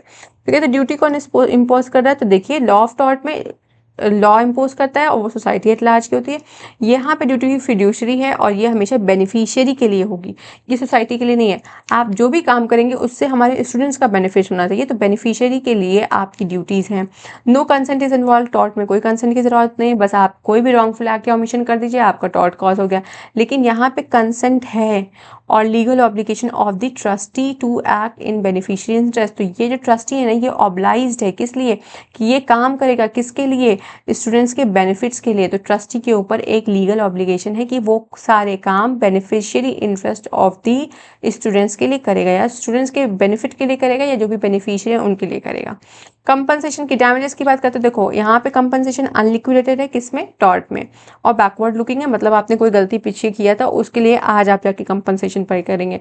लेकिन ट्रस्ट में क्या है कि ये ऑफन लिक्विडेटेड है, पहले से है कि अगर ट्रस्टी ने कोई हरकत किया तो वो इतने इतने रुपये का डैमेज पे करेगा, और ये कब होगा, जब loss to the trust property, जो ट्रस्ट की प्रॉपर्टी उसमें कोई भी लॉस कॉज होता है, तब हम लोग ट्रस्टी को बोलेंगे कि you are now liable to pay the liquidated damages which is predecided by the parties, और वो किस पे बेस होंगी, वो प्रॉपर्टी ऑफ द ट्रस्ट के ऊपर बेस होंगी। एग्जाम्पल में नेग्लिजेंस, डिफेमेशन, ट्रेसपास, टॉर्ट का, फैमिली ट्रस्ट, चैरिटेबल ट्रस्ट और कॉर्पोरेट ट्रस्ट। जैसे हॉस्पिटल्स भी कई बार ट्रस्ट पे बन जाते हैं, बहुत सारी चैरिटी वाले जितनी भी चीज़ें वो सब ट्रस्ट पे होती हैं, तो वहाँ पे कोई व्यक्ति अपने लैंड को ट्रस्ट में डिवोट करता है और उसको मैनेज करने के लिए ट्रस्टी अपॉइंट करता है, ट्रस्टी काम करता है बेनिफिशियरी के इंटरेस्ट पे। आई होप मैं क्लियर हूँ। तो टॉर्ट और ट्रस्ट में डिफरेंस समझ में आ रहा है। अब देखो एक बड़ा ही मज़ेदार टॉपिक है कि लॉ ऑफ टॉर्ट क्या होता है, मतलब ये लॉ ऑफ टॉर्ट है या टॉर्ट्स हैं, ये एस का डिफरेंस है। तो इसमें ना दो प्रिंसिपल्स दिए गए हैं, इस प्रिंसिपल को हम एक एग्जाम्पल के माध्यम से समझेंगे। आई होप यहाँ तक चीज़ें क्लियर हुई होंगी। इनकेस कोई डाउट होता है या कोई वर्ड में मिसप्रोनाउंस कर जाऊँ तो उसके लिए प्लीज़ बुरा मत मानना एंड डोंट ट्राई टू जज मी। आई होप मैं चीज़ों को बहुत अच्छे से एक्सप्लेन करने की कोशिश कर रही हूँ। तो देखिए एक क्वेश्चन अराइज हुआ कि जो हम ये लॉ ऑफ टॉर्ट पढ़ रहे हैं, वेयर इज माय पेन, हाँ, जो हम अपना लॉ ऑफ टॉर्ट पढ़ रहे हैं ये लॉ ऑफ टॉर्ट्स है, ये लॉ ऑफ टॉर्ट है, ये एक क्वेश्चन अराइज होता है। तो यहाँ पे दो प्रिंसिपल्स के बारे में बात किया गया है। पहला प्रिंसिपल है आपका कि लॉ ऑफ टॉर्ट का क्या मतलब है, जहाँ पे एस नहीं लगा उसका क्या मतलब है। तो कहते हैं every wrongful act for which there is no justification should be treated as tort. तो इसको इस तरीके से समझो कि कोई भी एक्ट जिसके लिए कोई भी लीगल जस्टिफिकेशन नहीं है उसे हम टॉर्ट करेंगे। मान लीजिए ये मैं हूँ, ठीक है, और ये मेरा नेबर एन है, ये समृद्धि है और ये नेबर एन है। तो ठीक है, मैंने क्या किया, मैंने अपने नेबर को कुछ इंजरी कॉज कर दिया। अब मेरा नेबर क्या कर सकता है, मेरा नेबर मुझे सू कर सकता है, ठीक है, मेरा नेबर मुझे सू करेगा और मैंने मान लो कोई इंजरी इनको कॉज किया है। तो ऐसे केसेस में क्या होता है कि मान लो मेरे पास कोई जस्टिफिकेशन ही नहीं है, मतलब मैंने कोई ऐसा एक्ट किया जिसके लिए मेरे पास कोई भी जस्टिफिकेशन अवेलेबल नहीं है, तो जितने भी अनजस्टिफिएबल और हार्म्स होंगे उन्हें हम टॉर्ट कहेंगे। तो विनफील्ड और पोलोक का कहना था कि भाई देखो, दो पार्टी है, उस पार्टी में किसी व्यक्ति ने किसी दूसरे व्यक्ति को इंजर कर दिया, उस इंजरी के पीछे मेरा कोई भी जस्टिफिकेशन नहीं है, मैं बस जस्टिफाई ही नहीं कर पा रही हूँ कि मैंने क्यों ऐसा एक्ट किया, क्यों ऐसा लीगल ओमिशन, क्यों ऐसा रॉन्गफुल ओमिशन किया। तो ऐसे केसेस में जितने भी अनजस्टिफिएबल हार्म्स है जिसे आप जस्टिफाई नहीं कर सकते वो क्या होंगे, वो टॉर्शियस होंगे। तो इसको पढ़िए कि एवरी रॉन्गफुल एक्ट, हर वो wrongful act for which there is no justification, जिसके रिगार्डिंग आपके पास कोई जस्टिफिकेशन नहीं है, उसे हम क्या बोलेंगे, उसे हम टॉर्ट बोलेंगे। तो ये जो पहली थ्योरी थी ना, इसको सपोर्ट किसने किया, विनफील्ड ने किया एंड पोलोक ने किया। पोलोक की डेफिनेशन अभी हम करके आ रहे हैं, विनफील्ड की करके आ रहे हैं। तो इन्होंने इस पहली थ्योरी को कहा और इनके हिसाब से लॉ ऑफ टॉर्ट होता है, एस नहीं होता है, टॉर्ट होता है। किसके हिसाब से, विनफील्ड और पोलोक के हिसाब से। अब देखो इनके हिसाब से क्या है कि अगर कोई wrong happens without justification the person will be liable, आप कोई जस्टिफिकेशन नहीं दे पा रहे हैं तो आप लाइबल होंगे, मतलब आपके जस्टिफिकेशन की भी हमें ज़रूरत नहीं है। विदाउट एनी जस्टिफिकेशन, तुम्हें जस्टिफिकेशन देना ही नहीं है, you will be liable for the wrong which you have committed. तो कहते हैं कि if there is any act which you have committed for which there is no justification, तो उसे हम टॉर्ट समझते हैं। लेकिन वही सैलमेंट आते हैं, उनको एस लेटर से बड़ा प्रेम था, तो उन्होंने कहा नहीं नहीं, ये लॉ ऑफ टॉर्ट्स होना चाहिए। तो उन्होंने कहा specific number of wrongs and beyond the liability can not arise. तो इन्होंने कहा कि देखो ये पिजन होल है, ठीक है, ये पिजन के होल्स हैं, यहाँ पे पिजन्स रहते हैं। तो हमारा जो लॉ ऑफ टॉर्ट है ना, टॉर्ट्स है, उन्होंने एस लगा दिया। उन्होंने कहा कि लॉ ऑफ टॉर्ट्स बिल्कुल पिजन होल की तरफ है। कैसे है, कैसे हम कहते हैं कि देखो ये इतने सारे ऑफेंसेस हैं, ठीक है, ये स्पेसिफिक ऑफेंसेस हैं, इन स्पेसिफिक ऑफेंसेस में से अगर कोई भी ऑफेंस कमिट होता है तो हम बोलते हैं कि लॉ ऑफ टॉर्ट्स हो गया है। तो इनको बड़ा प्रेम था law of tort as letter से, क्योंकि इनका नाम किससे शुरू होता है, इनका नाम शुरू होता है सैलमंड, एस से शुरू होता है। तो इन्होंने कहा कि नहीं नहीं, हम टॉर्ट्स में क्या बोल रहे हैं, टॉर्ट्स में हम ऐसा बोल रहे हैं कि देखो भाई बहुत सारे स्पेसिफिक ऑफेंसेस हैं, उस किसी भी स्पेसिफिक ऑफेंसेस में से अगर कोई भी एक्ट व्यक्ति करता है तो वो लॉ ऑफ टॉर्ट्स कमिट करता है। इनको भी पढ़ लेते हैं। इन्होंने क्या कहा, इन्होंने कहा पहली थ्योरी को कौन सपोर्ट कर रहा है? विनफील्ड एंड पोलोक करते हैं। वो क्या बोलते हैं कि कोई भी ऐसा रॉन्गफुल एक्ट जिसके लिए कोई जस्टिफिकेशन नहीं है तो उसे हम टॉर्ट मानेंगे। लेकिन टॉर्ट्स में क्या बोलते हैं कि स्पेसिफिक नंबर ऑफ रॉन्ग्स हैं, हमने स्पेसिफिक नंबर ऑफ रॉन्ग्स लिख दिया 1 2 3 4 5 6 7 8 9 10, उसके अलावा कोई लाइबिलिटी अराइज होगी ही नहीं। तो उन्होंने कहा कि देखो एक यहाँ पे salmon was a supporter of the second theory. वो सेकंड थ्योरी का सपोर्टर कौन था? सैलमन था। उनके हिसाब से liability arise when wrong falls in one of the specified tort. हमने बोला कि यहाँ पे जो स्पेसिफाइड टॉर्ट है, इस कैटेगरी में से कोई भी अगर हरकत कर रहे हैं आप, तो हम मानेंगे कि वो आपने स्पेसिफिक टॉर्ट किया है। तो कहते हैं कि this is known as pigeon hole theory. इसे हम पिजन होल थ्योरी कहते हैं अगर plaintiff is able to prove that wrong is committed. अगर प्लेंटिफ ये प्रूव कर देता है कि उसने रॉन्ग कमिट किया है, वो रॉन्ग स्पेसिफाइड रॉन्ग्स के अंदर फॉल करते हैं, तभी उसकी लाइबिलिटी अराइज होगी, अदरवाइज उसकी कोई लाइबिलिटी अराइज नहीं होगी। लेकिन विनफील्ड क्या कहते हैं? विनफील्ड का जो बुक था उसका नाम था लॉ ऑफ टॉर्ट। उनके हिसाब से if wrong has been committed, अगर किसी ने कोई गलत काम किया है and there is no legal justification for such act और ओमिशन, उस एक्ट या ओमिशन के लिए कोई भी लीगल जस्टिफिकेशन उनके पास नहीं है, then the person who commits the wrong can be sued. तो वो व्यक्ति जिसने रॉन्ग कमिट किया है उसे हम सू करेंगे, even if that wrong falls under the specific category और नॉट।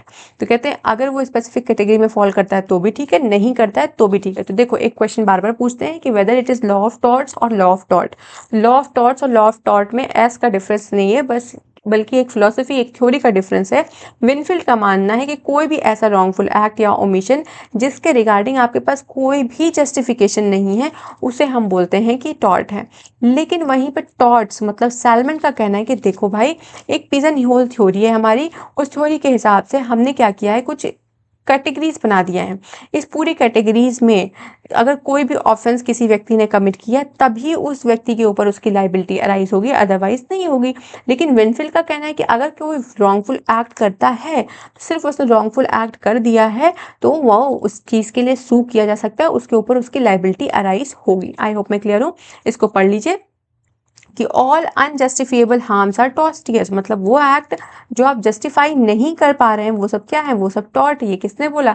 ये बोलते हैं आपके विनफील्ड ने, उनकी थ्योरी है, और पोलोक ने। लेकिन वही सैलमन ने क्या बोला? सैलमन कहते हैं कि भाई साहब ऐसा कुछ भी नहीं है। जैसे क्रिमिनल लॉ में बॉडी ऑफ रूल्स हैं जो इस्टेब्लिश करते हैं स्पेसिफिक ऑफेंसेस को, वैसे ही लॉ ऑफ टॉर्ट भी कंसिस्ट करेगा बॉडी ऑफ रूल्स जो कि स्पेसिफिक इंजरीज को इस्टेब्लिश करेंगे। हमने बता दिया कि ये लिस्ट है इंजरीज की, अगर इसमें से कोई भी इंजरी कॉज होती है तभी उस व्यक्ति की लाइबिलिटी अराइज होगी, अदरवाइज नहीं होगी। तो जो सैलमन है ना, उनकी जो बुक थी उनका भी नाम था, तो उसका टाइटल था लॉ ऑफ टॉर्ट्स, और जो विनफील्ड है उनके बुक का नाम था लॉ ऑफ टॉर्ट। तो ये law of torts and torts पे कई बार क्वेश्चन पूछते हैं, थ्योरेटिकल भी आ जाता है अगर आप कोई पेपर लिख रहे हैं तो वहाँ पे। आई होप मैं क्लियर कर पाई हूँ यहाँ पे जो भी कॉन्सेप्ट है। अब देखो जो ये हमारा दूसरा टॉपिक है, अगर आप सिलेबस में देखेंगे तो general principle of tortious liability. हमने पहला टॉपिक कर लिया नेचर एंड डेफिनेशन को बहुत अच्छे से। अब दूसरा आता है general principles of tortious liability, जहाँ पे हमें 2-3 चीज़ें पढ़नी है। पहली बात कि टॉर्ट कैसे कंस्टिट्यूट होगा, और 2 मैक्सिम्स पढ़नी है। तो कहते हैं देखो, टॉर्ट कंस्टिट्यूट होने के लिए कोई एक्ट या ओमिशंस होना चाहिए on the part of defendant. मान लेते हैं कि ये मिस्टर ए है और ये मिस्टर बी है, ठीक है, ये मिस्टर ए है और मिस्टर बी है। अब मिस्टर ए ने क्या किया? मिस्टर ए ने मिस्टर बी के बारे में कोई डिफेमेटरी स्टेटमेंट दे दिया। उनको डिफेम करने के लिए कोई भी डिफेमेटरी स्टेटमेंट दे दिया। किसने दिया? मिस्टर ए ने दिया। तो मिस्टर बी के पास क्या राइट है? मिस्टर बी क्या कर सकते हैं? ए को सू कर सकते हैं। तो कह रहे हैं कि there must be some act और omission on the part of defendant. तो मिस्टर ए क्या है? मिस्टर ए डिफेंडेंट है, तो डिफेंडेंट के पार्ट पे कोई एक्ट या ओमिशन होना चाहिए, और उस एक्ट और ओमिशन से क्या हो रहा है? मिस्टर बी को लीगल डैमेज कॉज होना चाहिए। तो जब मिस्टर बी को लगा कि भाई मेरी इज्जत का तो फालूदा बन गया और उनको डैमेज कॉज हुआ, तो वो क्या करेंगे? वो उस लीगल डैमेजेस के लिए रेमेडी क्लेम करेंगे, और रेमेडी क्लेम करने के लिए वो क्या करेंगे? सिविल सूट के माध्यम से मिस्टर ए को सू कर देंगे। तो देखो, टॉर्ट कब कंस्टिट्यूट होगा? जब कोई एक्ट या ओमिशन होता है on the part of defendant, और उस एक्ट या ओमिशन की वजह से कोई लीगल डैमेजेस कॉज होता है। तो उस लीगल डैमेज के लिए आप क्या कर सकते हैं? आप रेमेडी सीख कर सकते हैं टॉर्ट में, बाय द वे ऑफ वही pecuniary remedy by the way of compensation.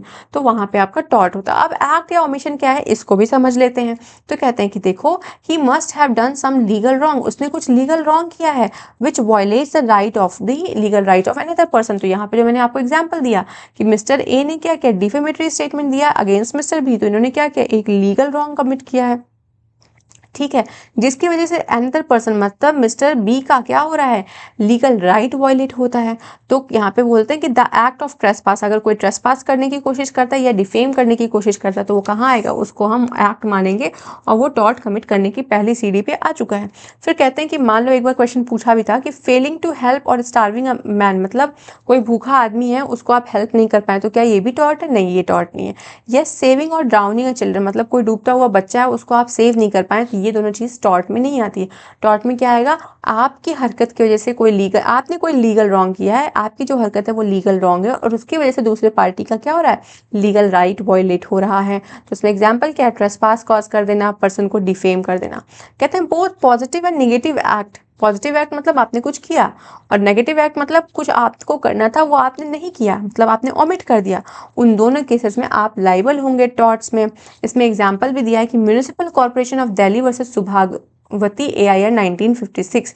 इसमें कहते हैं कि एक म्यूनिसिपल कॉर्पोरेशन था, उस म्यूनिसिपल कॉर्पोरेशन में एक क्लॉक टावर थी, तो जो कॉर्पोरेशन थी उनका काम क्या था कि उस क्लॉक टावर को मेंटेन करना, पर वो मेंटेन नहीं करते हैं। मेंटेन ना करने की वजह से क्या हुआ, एक दिन वो पूरा का पूरा टावर गिर गया। तो कॉर्पोरेशन यहाँ पे लाइबल है ओमिशन के लिए, मतलब उनका काम क्या था, उसको मेंटेन करना, पर वो मेंटेन नहीं किए, कि they failed to do an specific act, जिसकी वजह से एक हादसा हो गया, मतलब पूरा का पूरा टावर ही फेल डाउन हो गया। तो कॉर्पोरेशन यहाँ पे लाइबल है ओमिशन के लिए। ऐसे ही एक और केस है Glasgow Corporation versus Taylor का केस है। इसमें भी क्या होता है कि एक कॉर्पोरेशन होता है जिनका काम होता है क्या करना, उनका काम होता है एक इसको क्या बोलते हैं इंग्लिश, एक पब्लिक पार्क को मेंटेन करना, ठीक है, एक पब्लिक पार्क को मेंटेन करने का काम था इनका। अब उस पब्लिक पार्क के पास ना उनको फेंसिंग करनी थी, ताकि वहाँ पे जो कुछ जहरीले पौधे हैं, वाइल्ड प्लांट्स होते हैं, वो कई बार बहुत हार्मफुल होते हैं, तो उन वाइल्ड प्लांट्स को कवर करने के लिए इस कॉर्पोरेशन, जो कॉर्पोरेशन पब्लिक पार्क को मेंटेन कर रहा है, उनकी जिम्मेदारी थी कि वहाँ पे फेंसिंग करवा दे। पर इन लोगों ने फेंसिंग नहीं करवाया। क्या हुआ, एक छोटा सा बच्चा जाता है और वहाँ पे जो भी उस वाइल्ड प्लांट्स थे उसमें का कोई फ्रूट तोड़ के खा लिया और उसकी वजह से उसकी डेथ हो जाती है। तो यहाँ पे कॉर्पोरेशन क्या है, कॉर्पोरेशन लाइबल है। क्यों लाइबल है, फॉर ओमिशन, मतलब उन्हें कुछ काम करना था और वो उस काम को नहीं कर पाए। तो आई होप एक्ट या ओमिशन क्या होता है आपको समझ में आ गया होगा। आगे बढ़ते हैं, सेकंड पॉइंट, लीगल डैमेज, मतलब उस एक्ट या ओमिशन की वजह से कोई लीगल डैमेज कॉज हुआ। तो देखो टेस्ट क्या है डिटरमाइन करने का, इसके लिए हमारे पास दो मैक्सिम्स दिए गए हैं कि देखो अगर आपको लाइबिलिटी डिटरमाइन करनी है लॉ ऑफ टॉर्ट्स के अंदर, तो आप ये देखेंगे कि कहीं प्लेंटिफ का लीगल राइट वायलेट हुआ है या नहीं हुआ है। अगर वो लीगल राइट वायलेट हो रहा है तो डजेंट मैटर कि प्लेंटिफ को कोई हार्म हुआ है या सफ़र किया है उसने कोई लॉस या नहीं, एक्शन टॉर्ट में मेंटेनेबल होगा। तो क्या कह रहे हैं कि देखो सबसे पहला काम आपका क्या है, आपको ये पता करना पड़ेगा कि प्लेंटिफ का कोई लीगल राइट वायलेट हो रहा है या नहीं। अगर लीगल राइट वायलेट हो रहा है लेकिन उस लीगल राइट वायलेशन की वजह से उनको कोई भी हार्म सफ़र नहीं करना पड़ रहा है, कोई इंजरी नहीं हो रही है, तो भी क्या होगा, तो भी वो एक्शन आप ले सकते हैं, मतलब वो टॉर्ट मेंटेनेबल होगा। लेकिन अगर प्लेंटिफ को हार्म होता है, ठीक है, प्लेंटिफ को पहले तो हमने लीगल राइट का पढ़ लिया, दूसरा हम कह रहे हैं कि उनको हार्म होता है पर उनका कोई लीगल राइट वायलेट नहीं होता है, तो ऐसे केस में टॉर्ट में एक्शन मेंटेनेबल नहीं है। आप इसको पढ़िए, कह रहे हैं कि देखिए टॉर्ट के अंदर लाइबिलिटी डिसाइड करने के लिए आपको देखना पड़ेगा पहली बात कि पहले प्लेंटिफ का राइट वायलेट हो रहा है या नहीं हो रहा। अगर राइट वायलेट हो रहा है तो आप ये चेक करो कि उसको लॉस हुआ है या नहीं हुआ है।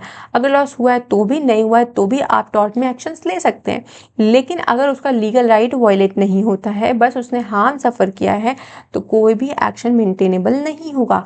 इसके लिए बहुत प्यारी सी मैक्सिम है, इंजूरिया साइन डैमनम, मतलब इंजरी विदाउट डैमेजेस। तो कहते हैं कि डैमेजेस के विदाउट, मतलब डैमेजेस के बिना आपको इंजरी कॉज हुआ है, तो कहते हैं इंजूरिया साइन डैमनम का मतलब है इंजरी विदाउट डैमेजेस, मतलब आपको इंजरी तो कॉज हुई है पर कोई लॉस नहीं सफ़र किए हैं आप। तो कहते हैं infringement of legal private right, आपका लीगल प्राइवेट राइट इन्फ्रिंज तो हुआ लेकिन आपको कोई भी एक्चुअल डैमेज या लॉस नहीं हुआ, किसको, प्लेंटिफ को। In such case the person whose right has been infringe, जिसका राइट इन्फ्रिंज हुआ उसके पास गुड कॉज ऑफ एक्शन है, लेकिन उसको ये प्रूव करने की ज़रूरत नहीं है कि उसको कितना डैमेज हुआ हुआ है कितना नहीं हुआ है। सिर्फ आपको इंजरी कॉज हुई है that is more than sufficient. तो कहते हैं सिर्फ आपका लीगल राइट वायलेट हुआ that is more than sufficient. आपको ये नहीं प्रूव करके बताना है कि आपको कितना डैमेज हुआ है, कितना आपको लॉस हुआ है। तो कहते हैं अगर राइट वायलेट हो रही है, लीगल प्राइवेट राइट वायलेट हो रही है बिना किसी डैमेज या बिना किसी लॉस के, तो भी आप सूट लेकर आ सकते हैं। ऐसे केसेस में प्लेंटिफ के पास स्ट्रॉन्ग कॉज ऑफ एक्शन होता है और उसे ज़रूरी नहीं है ये प्रूव करना कि कितने स्पेशल डैमेजेस उसको हुए हैं, because every injury imports damage, क्योंकि हम यहाँ पे मानते हैं कि जितनी भी इंजरी है उनके माध्यम से डैमेजेस होंगे when a man's right is hindered. I hope मैं समझ में आ रही हूँ, मतलब मैं समझा पा रही हूँ। Every person has an absolute right to property, हर व्यक्ति का राइट टू प्रॉपर्टी है, and to the immunity of his person and to his liberty and an infringement of this right is actionable per se. तो कहते हैं कि देखो हर किसी के पास राइट टू प्रॉपर्टी है, हर किसी के पास इम्यूनिटी है, तो अगर आप उस राइट को इन्फ्लुएंस करेंगे तो तुरंत एक्शन लिया जा सकता है, नो मैटर आपको क्या डैमेज हो रहा है क्या नहीं हो रहा है। लेकिन मतलब ये सफिशिएंट है, ये एसेंशियल है कि आपका कोई एब्सोल्यूट राइट टू प्रॉपर्टी है, उस राइट को कोई इन्फ्रिंज करने की कोशिश कर रहा है तो that is actionable per se, actual perceptible damage is not essential as the foundation of an action. मतलब एक्शन लेने के लिए एक्चुअली आपको कितना डैमेज हो रहा है इसको पता लगाने की जरूरत नहीं है, सिर्फ आपकी राइट इन्फ्रिंज हो रही है that is more than sufficient and that is your private legal right. सिर्फ प्राइवेट लीगल राइट का infringement is more than sufficient to bring an action under the tort.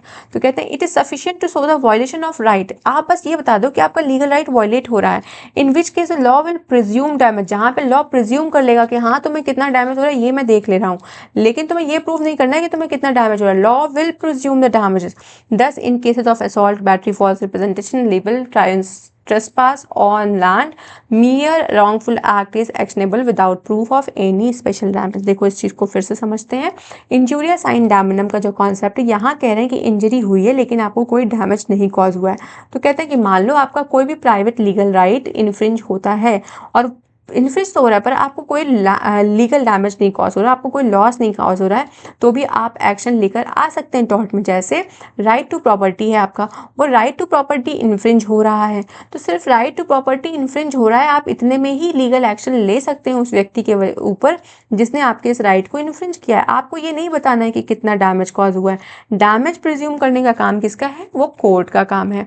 फिर कहते हैं कि ये प्रिंसिपल इस्टेब्लिश कहाँ हुआ था, इलेक्शन के केस में हुआ था। ये केस था एसबी वर्सेस वाइट जो कि बहुत बार पूछता है। तो कहते हैं इसमें क्या हुआ था कि plaintiff was wrongfully prevented from exercising his vote. Plaintiff vote डालने गया लेकिन उसको रॉन्गफुली प्रिवेंट कर दिया गया, बोला गया कि नहीं आपको वोट नहीं डालना है। तो किसने मना किया, डिफेंडेंट ने मना किया। Returning officers in parliamentary elections, तो पार्लियामेंट्री का कोई इलेक्शन था, इन्होंने बोला कि नहीं आपको वोट कास्ट करने नहीं जाना, उनको रॉन्गफुली प्रिवेंट कर दिया था। तो candidate for whom the plaintiff wanted to give his vote, जिसको वो वोट देना चाहते थे वो जीत तो गए, लेकिन इनका प्लेंटिफ ने क्या किया, बोला कि मैं डैमेजेस क्लेम करूंगा, मतलब डैमेजेस मतलब कंपनसेशन क्लेम करूंगा। किसके अगेंस्ट, उन डिफेंडेंट्स के अगेंस्ट जिन्होंने मुझे वोट एक्सरसाइज नहीं करने दिया। क्यों, क्योंकि उन्होंने उसको मैलिशियसली प्रिवेंट किया था अपनी ड्यूटी को, अपनी स्टैट्यूटरी राइट को एक्सरसाइज करने के लिए। तो यहाँ से बोलते हैं कि देखिए आपका लीगल राइट वायलेट हो रहा है, आप डैमेजेस के लिए क्लेम कर सकते हैं, नो मैटर उस लीगल राइट के जिससे आपका कितना डैमेज हुआ। मतलब इनका तो कोई डैमेज हुआ ही नहीं, ये वोट डालने गए लेकिन जिस पार्टी को ये वोट डालते हैं वो ऑलरेडी जीत गई, लेकिन फिर भी ये डैमेजेस क्लेम कर रहे हैं, मतलब कंपनसेशन क्लेम कर रहे हैं। क्यों, क्योंकि इनकी जो स्टैट्यूटरी राइट थी वोटिंग की उसको प्रिवेंट किया गया एक्सरसाइज करने से। तो बोला गया कि infringement of legal right vested in plaintiff is sufficient. आपका लीगल राइट इन्फ्रिंज हो रहा है, बस that is more than sufficient. कितना डैमेज उस लीगल राइट के वॉलेशन से हो रहा है उससे हमें कोई मतलब नहीं है। डैमिनम साइन इंजूरिया, डैमेजेस हो रहे हैं लेकिन इंजरी आपको कोई कॉज नहीं हो रही। तो कहते हैं damages without breach of legal right, मतलब कोई लीगल राइट नहीं आपका वॉयलेट हो रहा है पर आपको कुछ नुकसान हो रहा है, तो वो टॉर्ट नहीं होगा। मान लीजिए ये राम है और इनका भाई श्याम है, ठीक है, चाचा का बेटा। तो राम क्या करते हैं, राम एक अच्छा सा प्यारा सा सुंदर सा स्कूल चलाते हैं और उससे ये बहुत अच्छा सा कमाई करते हैं, पर महीने इनका 2 लाख रुपए का फायदा है, ठीक है। तो इसके बाद क्या होता है, श्याम कहता है भाई ये तो बहुत पैसे कमा रहा, लाओ मैं भी स्कूल चला देता हूँ। श्याम भी स्कूल चलाता है, जितनी राम के यहाँ फैसिलिटीज़ है उतनी ही श्याम के यहाँ भी फैसिलिटीज़ हैं। और श्याम क्या कर रहा है, श्याम जो है राम के बच्चों को तोड़ने की कोशिश कर रहा है, मतलब वहाँ से एडमिशन्स को तोड़ के अपने स्कूल में लाने की कोशिश कर रहा है। तो ऐसे केसेस में क्या हो रहा है कि राम को जो 2 लाख रुपए महीने का फायदा होता था वो घट के 50,000 हो गया और 1.5 लाख रुपए का फायदा किसको हो रहा है, 1.5 लाख रुपए का फायदा होने लगा श्याम को। तो मिस्टर राम क्या बोलते हैं, मिस्टर राम बोलते हैं मैं श्याम को सू कर दूंगा। तो कोर्ट बोलता है नहीं नहीं नहीं, तुम्हारा डैमेजेस हो रहा है, तुम्हें डैमेज हो रहा है, मैं मान रहा हूँ कि तुम्हें नुकसान हो रहा है श्याम के स्कूल खोलने से, लेकिन इसके वजह से तुम्हारा कोई लीगल राइट नहीं वॉयलेट हो रहा है। और जब आपका लीगल राइट वॉयलेट नहीं हो रहा है तो आप नहीं आ सकते हैं कोर्ट में। When one person exercises his legal right, Shyam school खोल रहा है, ये कोई इलीगल काम तो कर नहीं रहा है, वो अपने लीगल राइट को एक्सरसाइज कर रहा है, and damage is suffered by another, और राम को उसकी वजह से डैमेज हो रहा है। तो एक ये केस था Gloucester grammar school master case 1410 का। कहते हैं कि it had been held that plaintiff school master had no right to complain, Ram के पास कोई राइट नहीं है कंप्लेन करने की कि नए स्कूल के खुलने की वजह से मुझे नुकसान हो रहा है। Damage suffered was mere damnum sine injuria, जो डैमेजेस उनको हो रहे हैं, जो डैमेज उनको हो रहे हैं वो डैमेज है विदाउट इंजरी। उसके लिए श्याम का कोई नहीं, कॉम्पिटिशन है मार्केट में, कोई भी कितना भी स्कूल खोले उससे मैं क्या कर सकता हूँ, आप उसमें अपनी क्वालिटी और बढ़ा लो। एक्टन ब्लंडेल, तो कहते हैं कि एक मिल ओनर था जिसने drain of underground water running into the plaintiff well fully illustrate that no action life or mere damage however substantial caused without the violation of some right the moral wrongs for which the, तो कहते हैं कि देखिए यहाँ पे क्या होता है, यहाँ पे एक मील का ओनर था, उन्होंने क्या किया, अपना जो वहाँ पे अंडरग्राउंड वाटर था उसको रन करा दिया प्लेंटिफ के वेल में, और इसको बोला गया कि उनके रिगार्डिंग कोई एक्शन नहीं लिया गया, no action lies for mere damage, इस डैमेज के लिए कोई एक्शन नहीं लाया गया क्योंकि how substantially cause without the violation of some right, मतलब ये जो आपने काम किया इसकी वजह से किसी का लीगल राइट नहीं वॉयलेट हो रहा है। हाँ गलती हो रही है, मॉरल रॉन्ग आपने कमिट किया है, लेकिन मॉरल रॉन्ग के लिए हमारा लॉ कोई रेमेडी नहीं देता है। फिर से इसको पढ़िए कि एक एक्टन ब्लंडल का केस था जहाँ पे एक मिल ओनर थे, उन्होंने क्या किया, अपने मिल का जो गंदा पानी था उसको ड्रेन कर दिया प्लेंटिफ के वेल में, और इसके वजह से मतलब रॉन्ग तो कॉज किया उन्होंने, मॉरल रॉन्ग कॉज किया, लेकिन इसके वजह से प्लेंटिफ का कोई भी लीगल राइट वॉयलेट नहीं हो रहा था। तो कहते हैं कि यहाँ पे वॉयलेशन तो हुआ है कुछ राइट्स का, पर that right is not legal right. तो मॉरल रॉन्ग्स की वजह से हमारा लॉ कोई रेमेडी नहीं देता है, दो दे कॉज ग्रेट लॉस और डेट्रीमेंट, नो मैटर उसके वजह से बहुत ज़्यादा लॉस क्यों ना हो आपको, लेकिन आप उसके रिगार्डिंग कोई भी डैमेजेस क्लेम नहीं कर सकते हैं। अब यहाँ पे दो पॉइंट हमने पढ़ लिया, पहला तो एक्ट एंड ओमिशन पढ़ लिया, दूसरा हमने पढ़ लिया लीगल डैमेज। अब तीसरा हमारा डैमेजेस है। देखो जहाँ एस लग गया वहाँ पे हम बात करने लगते हैं कंपनसेशन की। तो कहते हैं कि भाई अगर कोई एक्ट और ओमिशन की वजह से किसी व्यक्ति का को लीगल डैमेज कॉज हो रहा है तो वो डैमेजेस क्लेम कर सकता है। डैमेजेस पेक्यूनरी रेमेडी है जो कि आपके टॉर्ट में प्रोवाइडेड है। तो कहते हैं थर्ड और फाइनल इंग्रेडिएंट्स है टॉर्ट कंस्टिट्यूट करने का। कहते हैं देखो अगर आपको कोई भी डैमेज कॉज हो रहा है तो आप सिविल एक्शन कर सकते हैं, उस वही एक मेन रेमेडी है, मतलब आप सूट फाइल कर दीजिए कोर्ट में। Law of tort is said to be development of the maxim. Law of tort कैसे डेवलप हुआ है, तो यूबीजस ईबी रेमेडियम के माध्यम से इसको डेवलप किया गया है। क्या है, where there is right there is remedy, जहाँ पर राइट है वहाँ पर रेमेडी अवेलेबल होगी। अगर किसी व्यक्ति के पास राइट है तो उसके पास वो मीन्स भी होने चाहिए, वो तरीके भी होने चाहिए जिससे वो विंडिकेट कर सके, मेंटेन कर सके। और अगर उसके पास कोई रेमेडी है and remedy if is injured, अगर उसको कोई भी अपने राइट्स को क्या कहते हैं एक्सरसाइज करने की वजह से कोई इंजरी कॉज हो जाती है या कोई और व्यक्ति उसके राइट्स पे इंजरी कॉज कर रहा है, उसके एंजॉयमेंट को रोकने की कोशिश कर रहा है, तो वो रेमेडी भी सीख कर सकता है। कहते हैं कि बिना राइट के आप रेमेडी को इमेजिन नहीं कर सकते। When thing to imagine a right, मतलब राइट है लेकिन रेमेडी नहीं है, ये इमेजिन करना बड़ा गलत है। अगर आप राइट्स चाहते हैं तो आपके पास रेमेडी भी होगी, दोनों रेसिप्रोकल हैं। No legal remedy there is no wrong, अगर कोई भी रॉन्ग नहीं है तो आपके पास कोई भी लीगल रेमेडी नहीं होगी। आई होप मैं क्लियर हूँ। अब देखो एक लास्ट टॉपिक बचता है हमारा मेंटल एलिमेंट इन टॉर्शियस लाइबिलिटी। तो कहते हैं देखो क्रिमिनल लॉज में मेंटल एलिमेंट बहुत ज़रूरी होता है क्योंकि हमें पता करना होता है कि क्राइम कैसे हुआ। तो to determine the crime the essential in criminal law is mental element. लेकिन जैसा क्रिमिनल लॉ में होता है कि मेंस रिया हो गया, गिल्टी माइंड हो गया, वो एक इंपॉर्टेंट रोल प्ले करता है क्राइम को डिटरमाइन करने के लिए, वैसा टॉर्ट में नहीं है। टॉर्ट में स्टेट ऑफ माइंड का कोई मतलब ही नहीं है। आपका कैसा स्टेट ऑफ माइंड था जब आपने ये पर्टिकुलर हरकतें किया वो मैटर नहीं करता, दैट इज इररेलेवेंट। तो मेंटल एलिमेंट क्या है टॉर्शियस लाइबिलिटी में, दैट मेंटल एलिमेंट का कोई भी मीनिंग नहीं है।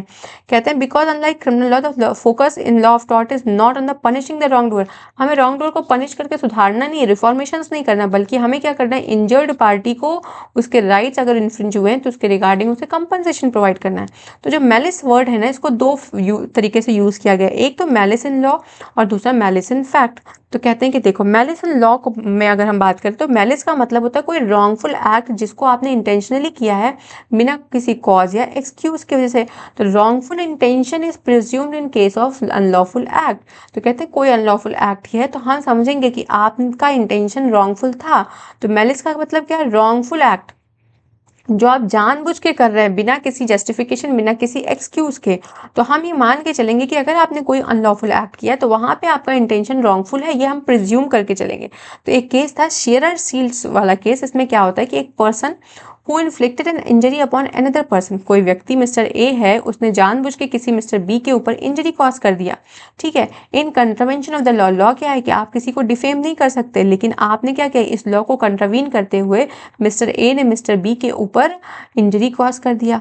Is not allowed. और उसने बोला कि मुझे पता ही नहीं था, मैं बिल्कुल इनोसेंट हूँ, मुझे पता ही नहीं कि ऐसा कोई लॉ है। तो कहते हैं आप इस allowed to say that he did, कह रहा है कि लॉ ये नहीं कह रहा, लॉ कहता है कि आपने अगर कंट्रवीन किया लॉ को, you are not allowed to say that you did so with innocent mind, कि हाँ रे मैं तो मजाक में किया, मैं तो इनोसेंट था, मुझे तो पता ही नहीं था। He is taken to know the law, उसको लॉ पता होना चाहिए था, and he must act within the law, और उसे लॉ के हिसाब से करना चाहिए था। तो wrongful intention is presumed in case of unlawful act done without just cause और excuse for want of reasonable और प्रोबेबल कॉज। तो कहते हैं हम मान के चलेंगे कि तुम्हारा इंटेंशन यहाँ पे गलत था अगर तुम लॉ को निग्लेक्ट करते हो या लॉ के कॉन्ट्ररी में जाके कोई भी एक्ट करने की कोशिश करते हो। फिर एक और केस था कि Shrimati SR Venkataraman versus Union of India 1979 का केस था। इसमें बोला गया कि wrongful act is not converted into lawful act. अगर आपका मोटिव अच्छा है तो आपके रॉन्गफुल एक्ट को हम लॉफुल एक्ट नहीं मानेंगे। मैलिस इन फैक्ट आता है दूसरा पॉइंट। कहते हैं कि देखो ये बहुत पॉपुलर टर्म है, मैलिस का मतलब होता है कोई इम्प्रॉपर मोटिव। तो कहते हैं मैलिस इन फैक्ट में क्या हो रहा है कि डिफेंडेंट ने कोई रॉन्गफुल एक्ट किया है, उसका मोटिव यहाँ पे इम्प्रॉपर है, इल विल है, तो हम मानेंगे कि वो मैलिस इन फैक्ट है। मतलब आपने कोई ऐसी हरकत की, कोई रॉन्गफुल एक्ट किया, वहाँ पे आपका मोटिव हमें दिख रहा है कि क्या आपका मोटिव, आपने क्या सोच के इसको किया है, तो वो मैलिस इन फैक्ट होगा। तो malice in sense of improper motive is entirely irrelevant. मतलब आपका इंटेंशन, आपके थॉट प्रोसेस में गंदगी थी, वो मैलिस था, वो रॉन्गफुल था, वो इररेलेवेंट है टॉट में। फैक्ट का मैलिस होना इररेलेवेंट है। इसको इस केस के माध्यम से देखिएगा। एक केस था ब्रैडफोर्ड कॉर्पोरेशन वर्सेस पिकल्स। इसमें क्या हुआ कि lawful act does not become unlawful. Lawful act unlawful सिर्फ इसलिए नहीं बन जाएगा क्योंकि आपका मोटिव गलत था।